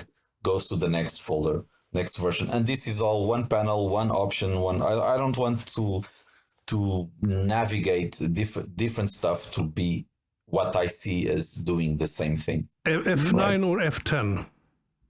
Yeah, whatever. Yeah, F10 rendering, exporting. So that's what I want, and I wanted this all to be controlled in one single system. Yeah, sorry, I was just a little bit cheeky there, because F9 is see the current frame, F10 out the sequence. I don't do F10, I do F9, so I leave that to you animators. But yeah, I mean, it would actually be great, because having an OpenGL renderer that you can instead of using you can then you can actually save the scene and put it on the render farm, and it will output an OpenGL. Because if you have, let's say, 5,000 frames of open, even doing F10 on a single, even if it's like 2 seconds per frame, that's going to take a lot of time, so it would be nice to, I have 10 machines on the render farm, let's just put the OpenGL render output. And if you have transparent stuff in there, and you have the option to have transparency per object or per polygon, right? But then sometimes per object just isn't enough, so you need to choose per polygon to get some decent stuff. and if you turn motion blur and depth of field, which make things look nicer, that can take a lot of time. And if as soon as you start doing it, you can sometimes press escape for half an hour and the thing will not stop. And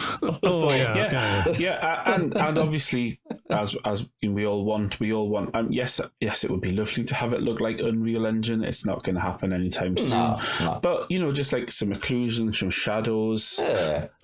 True. Just even the most basic thing, But transform.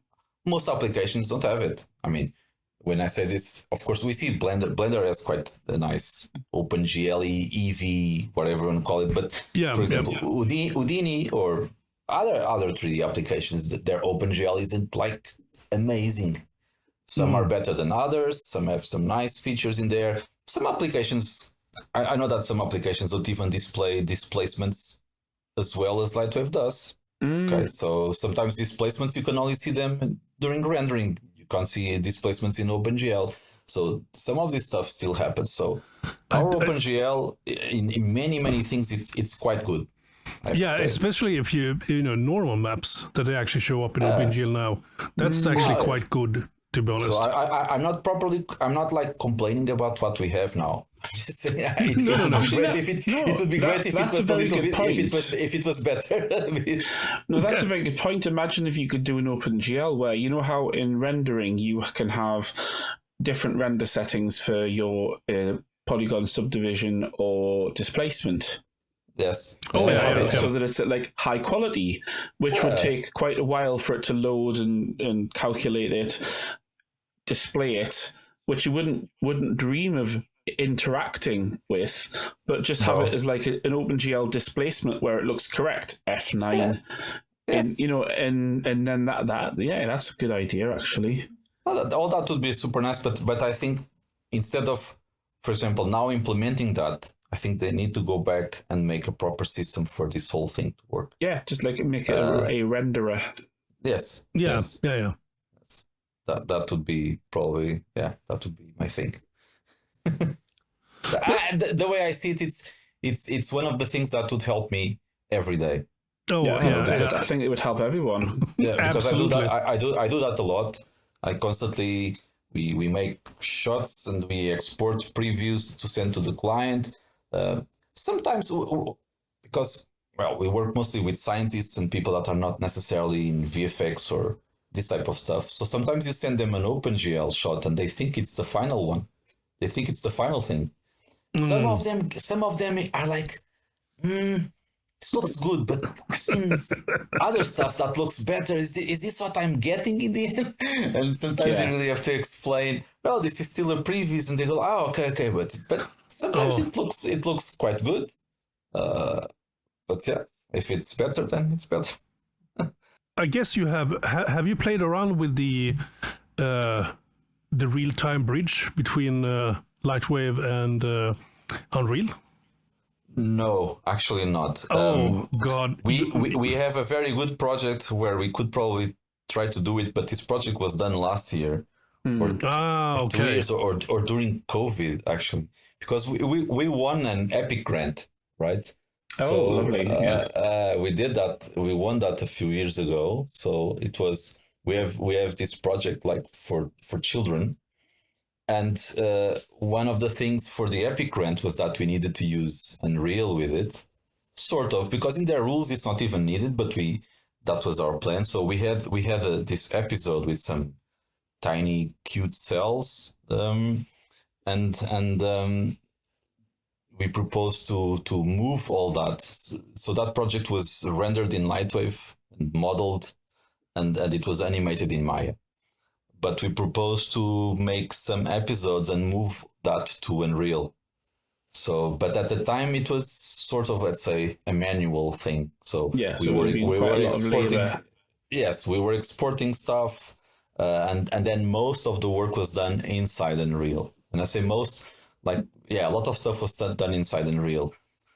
If probably we were doing that now, probably we'd keep with the same system as having stuff assembled in layout and then using the bridge to move it to Unreal, because I watched the videos, and I have to say, I don't know what type of implementation other applications have, but God, to me, that looks pretty good.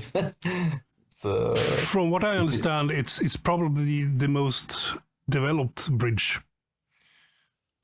I mean, I believe it, because I don't know the other ones, but I saw the videos, and most of it seems perfect to me. You move something in LightWave, the thing is moving in real time. I mean, the materials, lights, I mean, all that stuff is there.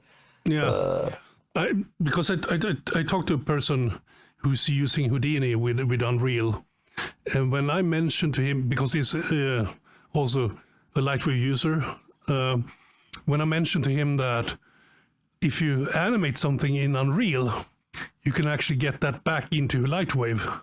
And he was like, "Oh, wow, that's amazing." Yeah, he was very surprised. No, that's I was super impressed with the video, yeah, with that presentation. Yeah, it's just so sad because it's kind of laggy, so you don't actually see how fluent it really is. Because I've been playing around with it, and it's like, oh my god, it's very. It's like not even a millisecond almost. It's such a good bridge. So, I mean, you have been using a bunch of different software along the way, mostly LightWave. So this might be a weird question, but I will ask it anyways. Why do you come back to LightWave to solve problems? It's a good question, and I have an answer for that. So what happens... honestly, probably because of the groups where I've been, I probably should have moved already to another application, right? Because I've been in studios where people are using other stuff. But what happens with me is, I think it's related to our projects are like things that we have to deliver sometimes in 1 month or 2 months or 3 months. Mm-hmm. And maybe I'm not brave enough, let's say, to start using an application where I'm not comfortable, So I want to be sure that when a client asks for a change or something to be delivered quickly, I want to be sure that I can do it. So honestly, that has been the main reason for me to probably stick with LightWave, has been the short time that we have on most of our projects. If for example I had a 1 year, let's say, project, that, or if our project would be like 6 months or 1 year, something like that, that would probably be a reason for me to learn other applications. In this case, probably Houdini. Yeah. So I've been sticking with LightWave mostly, I think, because of this. I mean, I love LightWave. I love the people that use it. I've been talking to you guys and other people for, I don't know, 20 years. I really like the community. It's one of the reasons that I still use LightWave. But I think the main reason might be this. It's our projects are not very long, so in terms of deadlines of duration. So to me, it really is, the main reason is, okay, I know that I can do it in LightWave. I know that I can deliver it, and that's probably why I stick to it. But if I was, for example, in a project with a big team and we have 6 months or 1 year to do it, and I have time to learn, and honestly, I'm working with Luke and other people. They are always saying, you should already be using Houdini. We are here to help. You will not be alone.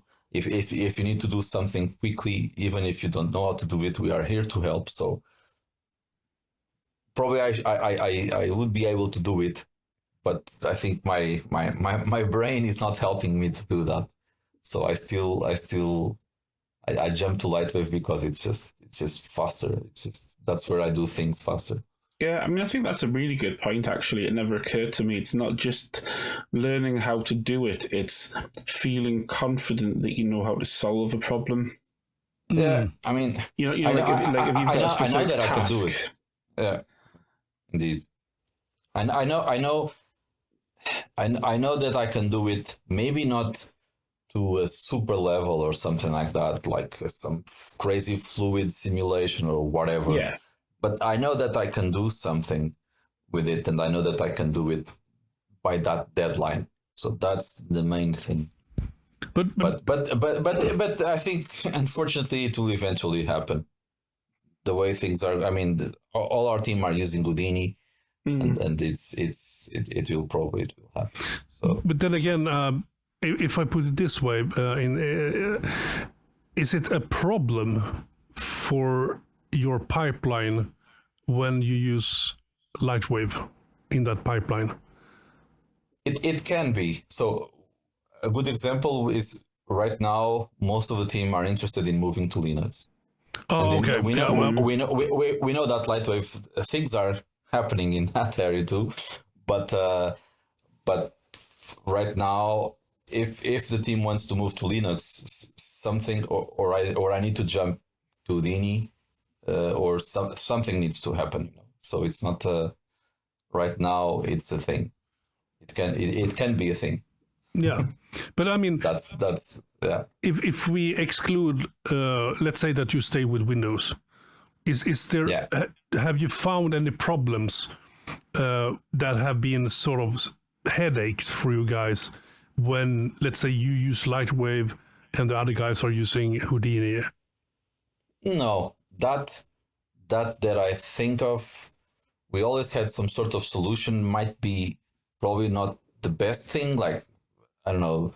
I did a bunch of projects where Luke would do stuff in Houdini, and that's one of the things that also in previous years we were asking for Alembic to have support for changing geometry. When I say changing like point count, right? Yeah, exactly. Yeah. So because Alembic supports that, but not LightWave's Alembic.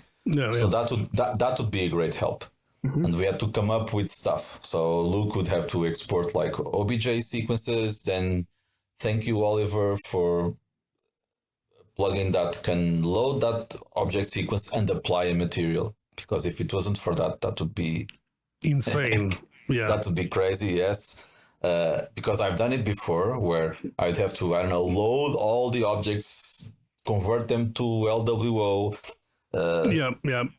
Do some rendering in one of the frames. Okay, I'm happy with this material here. Then I have to load all the objects and apply that material, save them all. I think at some point someone made a script that would sort of do this bit of you would point to some folder and it would load the objects and apply the material and save them, something like that. But I mean, you change the specular 1% and you have to do it all over again. God, that's a no.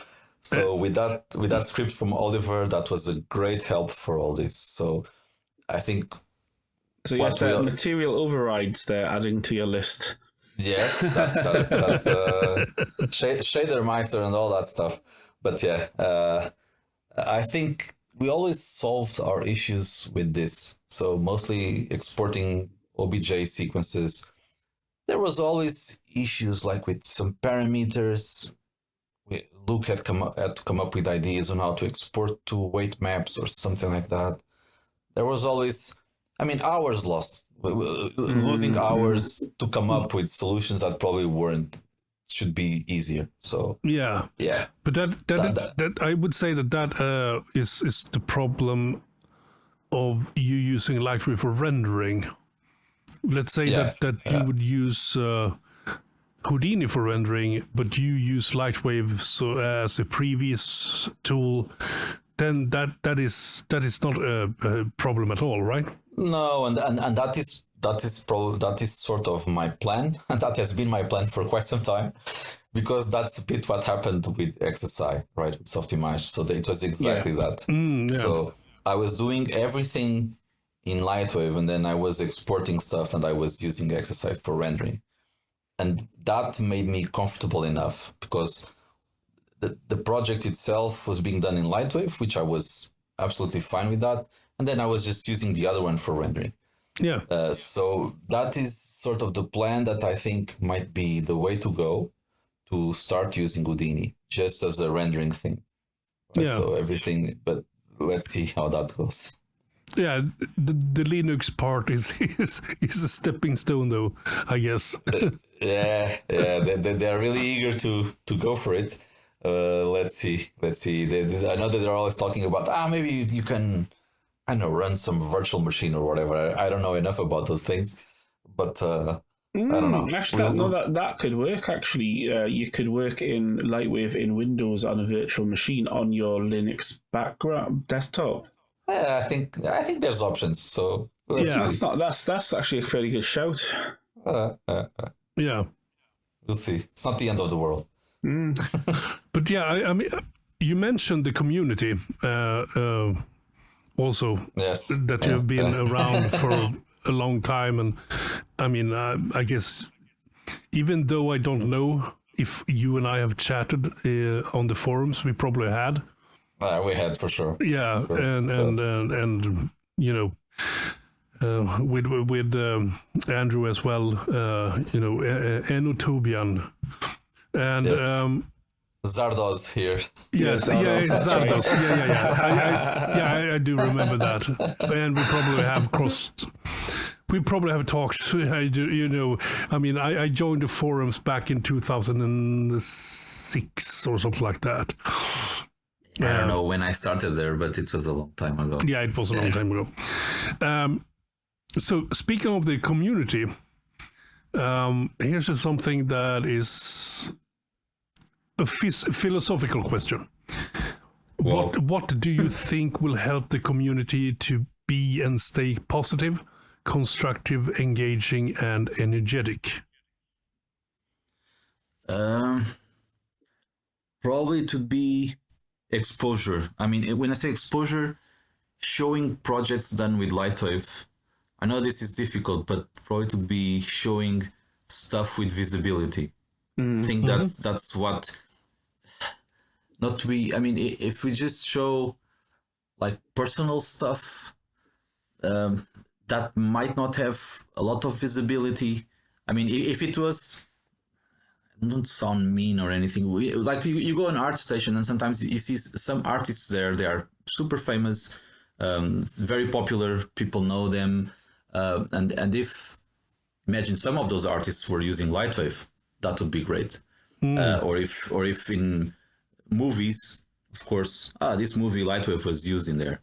That I think that would be probably the biggest thing for the community to keep on using it and not lose any hope or you know. I think that would be it, because these days when there's a new project, you'll see everything. A lot of it is done in Houdini. You'll see some stuff in Maya. You start to see a bit of Blender, but not a lot. I mean, in big projects, in movies and stuff. If LightWave would show up in or TV shows, right? And so now, like, you have a bunch of different streaming companies making some really cool shows. And you have all those making of videos and, okay, this was done in LightWave or stuff like that. That would really help a lot. And unfortunately, we are not seeing that because, well, we know we have been around for quite some time, so we know what's going on. So there isn't a lot of stuff going on in that sense, and I think that would be probably the best thing for the community. I think to see see the software that they use being used in things that are popular and a lot of people are watching it. And you might be watching some show with your friends and you say, hey, I use LightWave and LightWave was done to do these shots. And you could do that in the past a lot, and now it's difficult. So I think that would be a big thing. I mean, one of the worst things I've seen is you know, on the LightWave forums when Blender started to get popular, was that, you know, a person jumps in and have a technical question about LightWave, and the person responds more or less like you're using the wrong software. Yeah, use Blender instead. You know, it's like, how do you help that person? It's like, it's super stupid. I mean, we know some of those users. I think no names. No names. No names, but we know some of them. And I mean, I think we can all be a bit like fanboys, right? We really love LightWave, and oh, absolutely. I mean, it's but sometimes when some people move from LightWave, they can be quite nasty.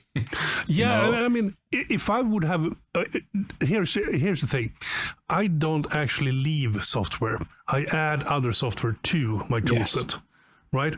I don't have to choose between. Okay, if I had to pay for Maya, I might have to skip a couple of updates for LightWave, because I have to pay through my nose to have Maya running. But to be honest, I don't understand the mindset of, oh, I used to use LightWave. I have moved to this other software now. Therefore, I actually use a better software. So I'm going to stay at this forum and harass the people that are not as enlightened as I myself are, right? Right? It's super weird to me. A bit. I also see it. I see it a bit. To be a bit on their side, I see it as the result of frustration, because I think some of these users, they also loved LightWave at the time, and they wanted stuff to happen, and they didn't see these things happening, and then because they were a bit sad or whatever, or some had to move to some other application, and in the end, I think the result of frustration is you get this type of emotional response. But yeah, I mean, at some point, why do you stick around to? Why are you here? Why exactly. are you here? This is a LightWave forum or a chat group or whatever. We're here to help each other. And yes, sometimes the answer is, I mean, stupid. You could use it, and they usually, and to be fair, right, when they're saying this, because you know what I'm talking about here, they're not saying like. What you could do is export your scene to Blender using this plugin, then run this thing which will allow you to do it in Blender, then move it back to LightWave. They're going, no, just go to Blender. You're an idiot. Exactly. That's the way it's framed. Because I can totally understand that people use Blender as a plugin, and again, as Michael says, you can use any software you like. But it's just that kind of passive aggressive way that it's trolling. It's just trying to get people to go, to get a rise out of people and to annoy them by going, "Hey, did you know Blender is free?" Like everyone knows Blender is free, but it isn't. Take a shot. Blender is not free. That's the thing. I am going to say that. Yeah, it isn't. No, I mean, if Blender wouldn't be having a lot of big companies pouring money into it, it wouldn't be where it is now. Not at all. That for sure. Yeah, that for sure. Blender is a sponsored application by big corporations, and they pay it so that you can have it for free as a user. But then again, I think that I think you, Andrew, talked about a guy that worked on or works on Unreal Engine. Yes. Can you tell that story again? Oh, I can't remember. It's been a while. You'll have to jog my memory. I do have a friend who works on. Yeah, he wanted to go out and make something outside of. He wanted to actually use a 3D application, and he went for Blender. But then, for him to actually use Blender, he had to pay for a bunch of plugins. Yes, that's the thing. Yeah, so you get Blender, you go, oh right, well there's this really nice plugin which lets you do this. Oh, that's cool. Oh, there's a really nice plugin here that lets you do this. Oh, that's quite cool. And then you've spent a couple of $100s, and you think, well, that wasn't free, was it? And of course, all 3D software has paid plugins. To be fair, but it's not truly free. But at some point, I mean, it's like even today, I have Nymus 3D is part of a larger company, which is called Demcon, and Demcon is a big. Well, it has more than 1,000 people. They are mostly engineers making devices, And today there was one of these colleagues asked us, he sent an email saying, oh, I need to do some stuff with some CAD models. What would be the best option to do this? Because he has to export it to, I think it was to Unity on GLB or GLTF or whatever. Oh, GLTF, yeah. Yeah, and then I told him, and like, what we do here in that case is we use Blender. It has a very good add-on called Stepper, and it loads step files. It's quite good doing it. Until now, I never had a problem with it. So we get a lot of CAD models, and with Stepper, we can just load those CAD models just fine. It even sort of does some type of instancing, like when you get all those screws, like 1,000 screws. So there's some stuff going on in there. And you choose like a resolution, which is important mostly for curved surfaces. Yes, because not every software supports a non-geometry.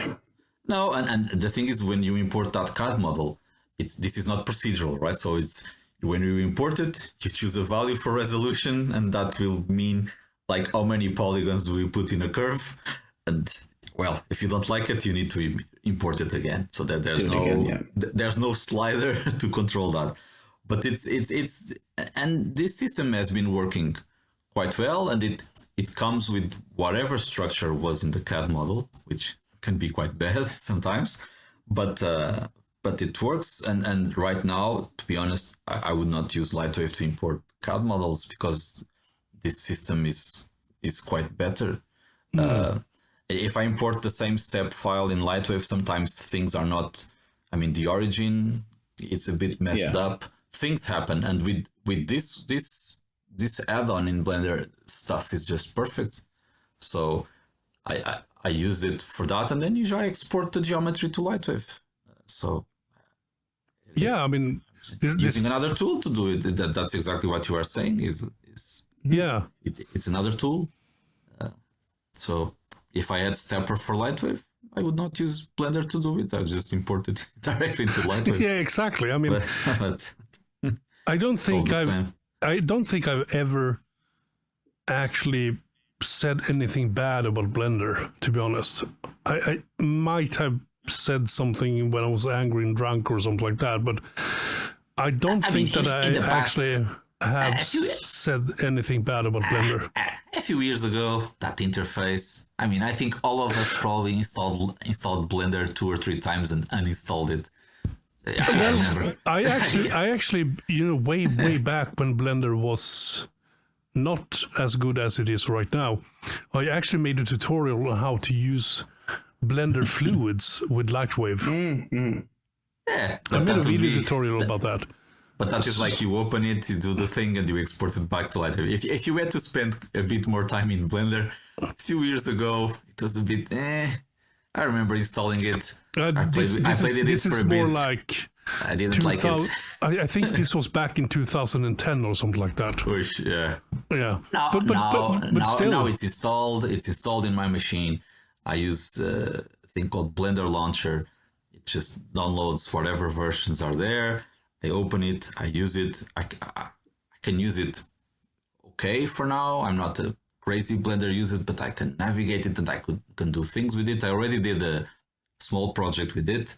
And now the interface, I think it was from probably version 2.9 or 2.7 something, that there was a change in there. Yeah, it was 2.8 actually. Something. I know that before that it was a bit... We opened it, played with it. I was like, this doesn't work. And then you just... I remember uninstalling it several times. So that was... Now it's there. Now it's there, and it will probably just stay there for a while. Yeah, but it's kind of funny though, because at that time I was actually tasked to research fluid dynamics at work, back in 2010. And yeah, Blender had something that looked pretty cool.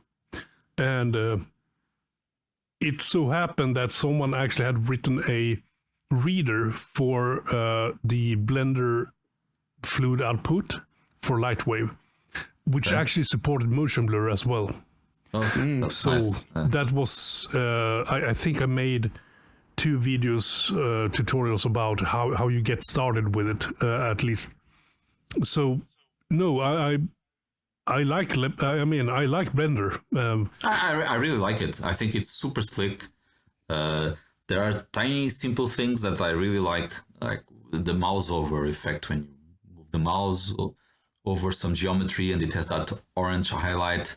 I mean, all those, there are super slick things that it has that it's really cool. Let's say the OpenGL. I mean, I love to model that they have this not occlusion but like a patina effect that you can tweak. Yes, yeah, it highlights the edges in the crevices. That is looks really good. Yes, which again we'll come back to. We would like a much better OpenGL stuff like that for LightWave would really help with modeling. Even there at the studio, I exported some previous sequences using that look, and everybody was like, "Oh God, that looks so good! I wish we had this in Houdini or whatever." Because that OpenGL that OpenGL looks really good. But it has a lot of nice stuff. I think now it improved quite a lot. Even the way it was being made. So in the past, the problem with Blender for me was it was mostly like someone at some university would do, like, for example, a fluid simulation plugin, and then that person moves on and that thing just dies there. There's no updates. Yeah. That was a big issue. Now they have developers, so things now are being developed. In the past, they had a lot of nice toys, but those toys were version 1.0 with some luck. And that would be version 1.0 for a long time because the person just moved on to do something else and they depended a lot on this type of contribution. And now things are different. Now they have, 25 developers or something. I don't know. They have a reasonable team, I think. And they have money. So they have these big companies supporting it because, of course, if you have a company that has a lot of people working in 3D assets, even Meta, I think, they also support it. I think Apple also does it because it's also about licenses, right? So if you have a team of 100 guys, I use 3ds Max. I mean, you have to pay for that stuff. And with Blender, you get the same result. Let's say not for free, as you were saying, but I think. But I mean, it's like Apple probably have to contribute because otherwise, someone needs to make a metal version of it for them. And that's going to be a lot of hard work to convert anything that's been, worked in OpenGL or Vulkan or anything like that, or DirectX, and then take that and make it work in metal, which is obviously is great, but it's different, and that's a developer, isn't it? You need a developer to do that. So they want that system on their system, then they need help to pay for it because it's a free software. So but if they don't have it, they can lose users, right? So if you have some person that is using Blender and is using Blender already to pay his bills, and okay, the next version of Blender doesn't work in my Mac, so I need to get a Windows PC. By Apple. Bye now. Exactly. So we can't lose those users, so we need to support it. Yeah, it's all there's all business everywhere. Yeah. That makes sense. It makes sense. Is there anything we didn't ask you would like to talk about? And would you like to expand or would you like to expand or comment further on any topic discussed during the interview? Before we do a wrap up. Wow, I wasn't taking notes, so let me see. I don't know, man. I think we already talked quite a bit about LightWave, about other applications. Yeah. I told you guys a bit how I got here. Of course, now I'm in the Netherlands working at Nymus 3D because they at the time, a few years ago, they thought it was interesting to have a guy with a background in biochemistry doing 3D animation using exactly the same software that they were using at the time.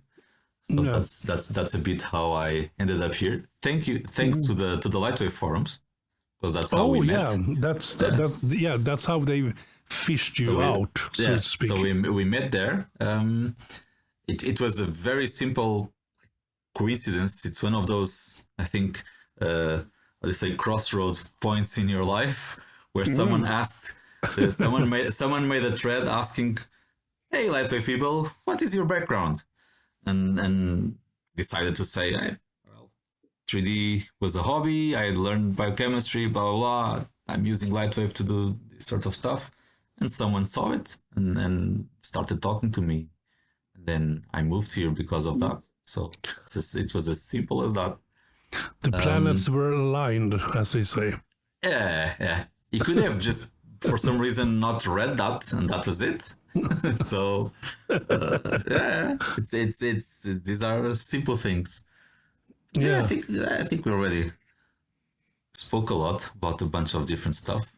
Yeah, Amiga. I think all that were really important times in my life.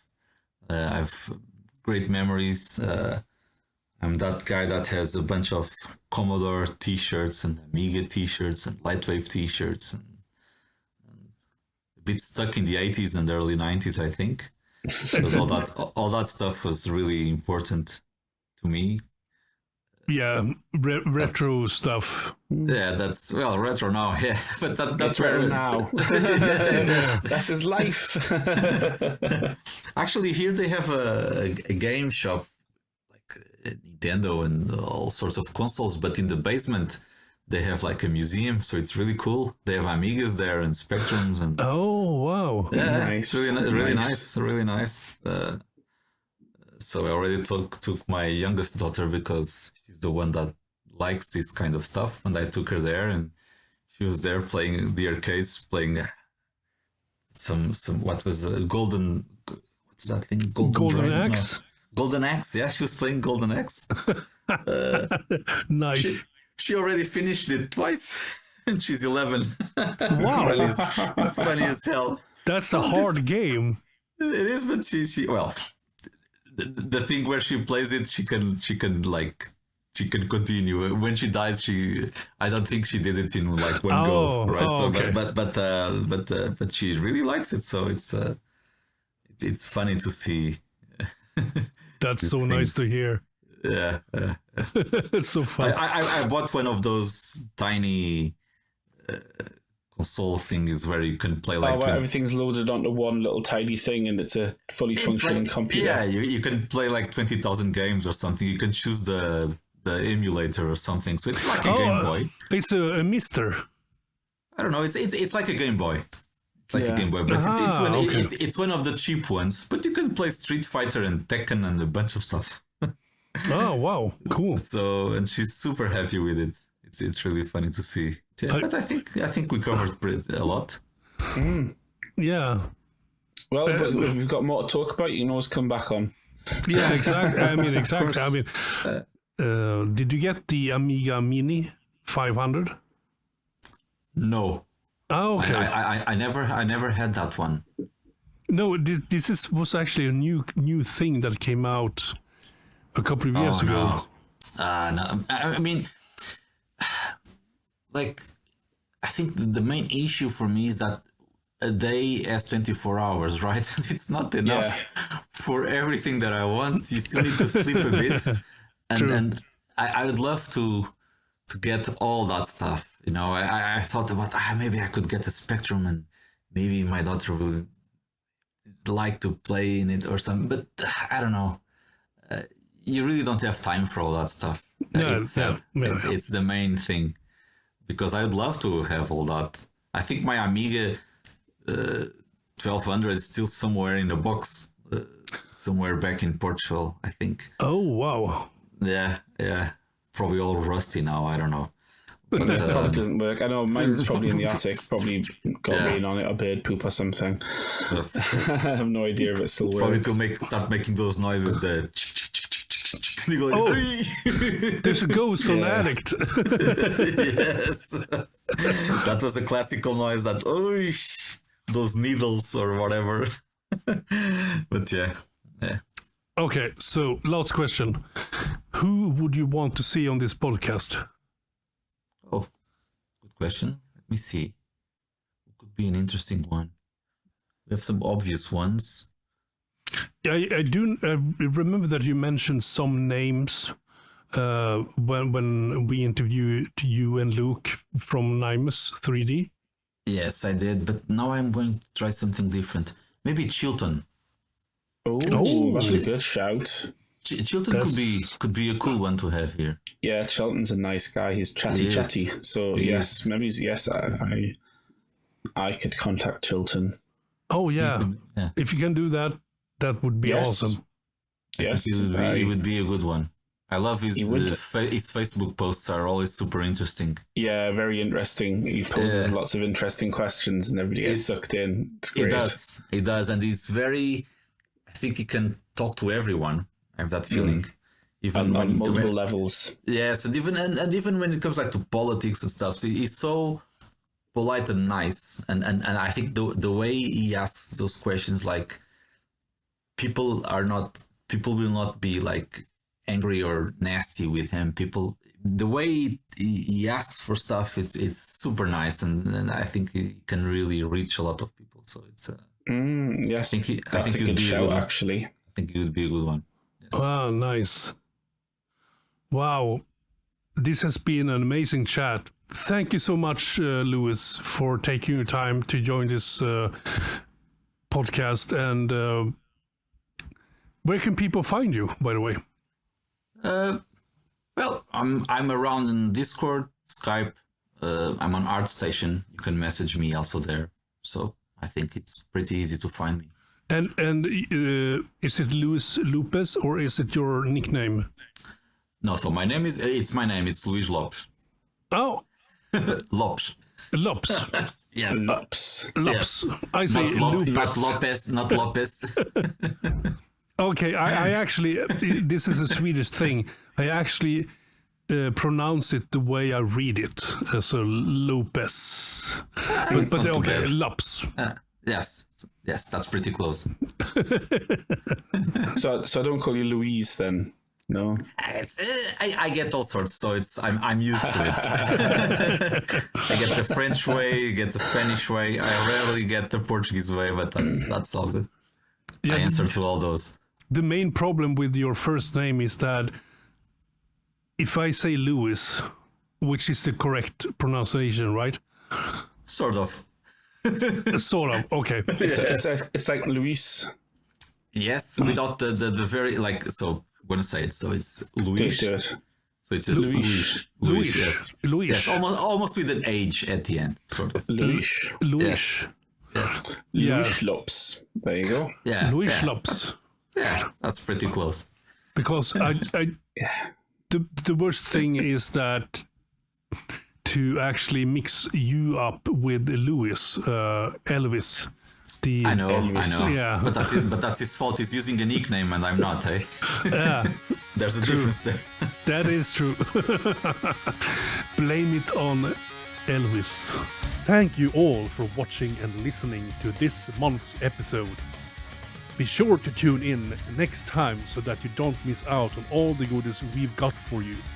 In the meantime, if you have any news stories you'd like us to know about, you can reach us in the comment section or send an email to lightwavedigest@gmail.com with the word news in the subject line. If you enjoyed this episode, be sure to like, subscribe, share and comment. Your engagement is really important to us, so thanks in advance for your support. So until next month, always light the wave.